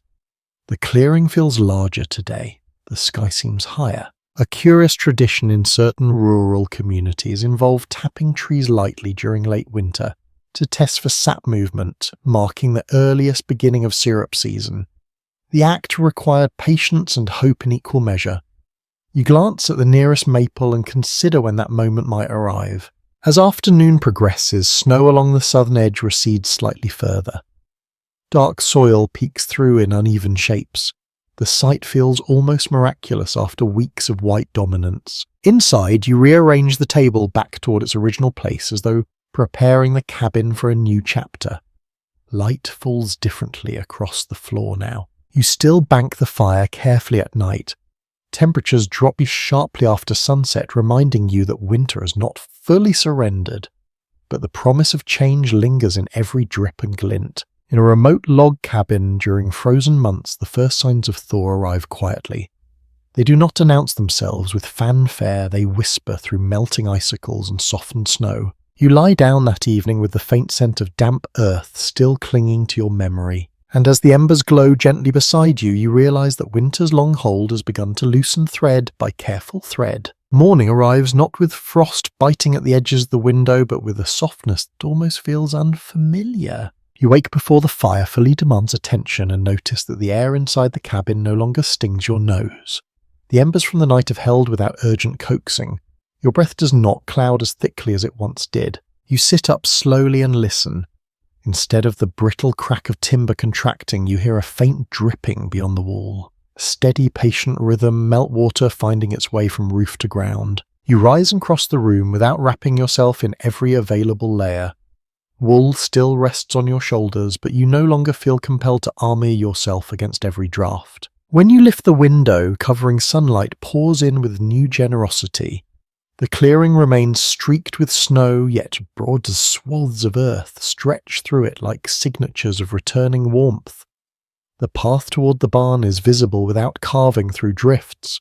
Fence posts stand free again. It's widely recognised in historical climate records that early spring in forested frontier regions often arrived unevenly with alternating days of thaw and frost before stability settled in. You step outside and feel that truth in the air. Cool, yes, but no longer severe. The ground beneath your boots gives slightly a mixture of packed snow and damp soil. Mud clings faintly to the edges. The scent rising from the earth is rich and dark, so different from the sterile chill of deep winter. A small and quietly charming custom mentioned in some rural accounts describes how families would prop cabin doors open briefly during the first sustained thaw, allowing fresh air to sweep through every corner. You return inside and do just that, bracing the door wide for a few minutes as sunlight spills across the floor. There has been considerable discussion among historians about how the first weeks of spring were often the most labour-intensive in frontier life. Repairs postponed during severe cold now demanded attention. Fields required clearing, fences needed mending. The shift from endurance to action could be abrupt. You glance toward the woodpile. It stands lower than at the season's start, yet it remains. Enough logs still rest against the wall to carry you through any late cold snap. The careful rationing has mattered. Inside, you move through the cabin with a new awareness. The smoke-darkened beams remain as they were marked by months of steady flame. The table bears faint scratches from winter carving. The floor shows subtle indentations from countless steps. A lesser-known yet delightful detail from certain northern diaries recounts how some settlers marked the first true thaw by hanging damp blankets outside to dry fully in an open air for the first time since autumn. The sight of fabric moving freely in breeze symbolised release. You carry one of your heavier blankets outside and drape it over a low branch. It stirs gently. Researchers continue to explore how seasonal transitions shaped emotional experience in isolated households. Many accounts suggest that the first clear signs of spring produced a blend of relief and reflection rather than simple joy. The winter had changed people quietly. You feel that change in yourself. Tasks that once felt daunting now seem manageable. The memory of storms and scarcity lingers, but it no longer dominates thought. You walk to the barn without cutting a path. The animals move with slightly more energy.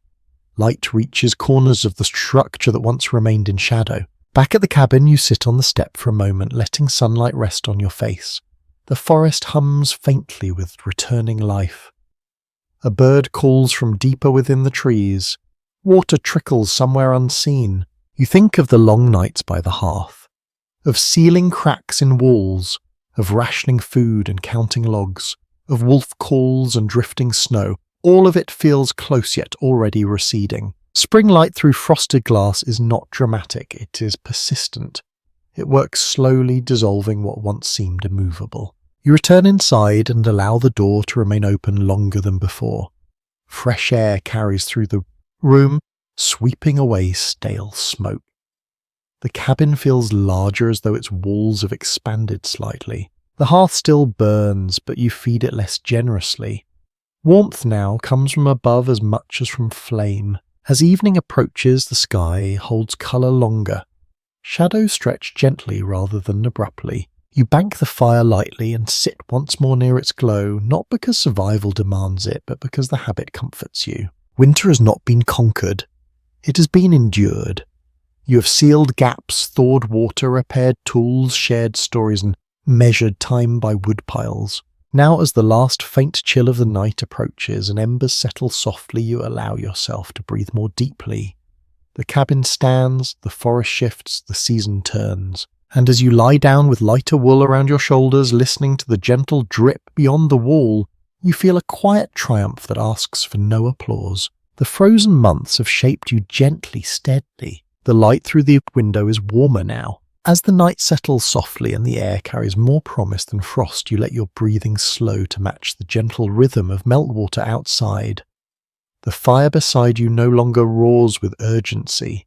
It glows with familiarity. The walls that once felt close and protective now feel calm and spacious, holding memories of every small act that carried you through the cold. You remember the sharp crack of timber in deep frost, the careful counting of logs, the hush of snow burying the path, the flicker of candlelight on smoke-darkened beams. Each moment passes through your mind like drifting flakes, no longer heavy, just part of the season that shaped you. The forest beyond the clearing breathes differently tonight. Not harsh, but patient. Water moves beneath ice. Roots stir beneath soil. Somewhere a bird settles into its nest with a quieter heart. You rest your hand near the fading warmth of the hearth and feel gratitude not only for survival, but for the rhythm of it. For the way cold taught you attention, for the way darkness sharpened your appreciation of light. Outside, the final drops of meltwater fall in steady cadence. Inside, your breathing deepens. The cabin stands peaceful and still. Winter has loosened its hold.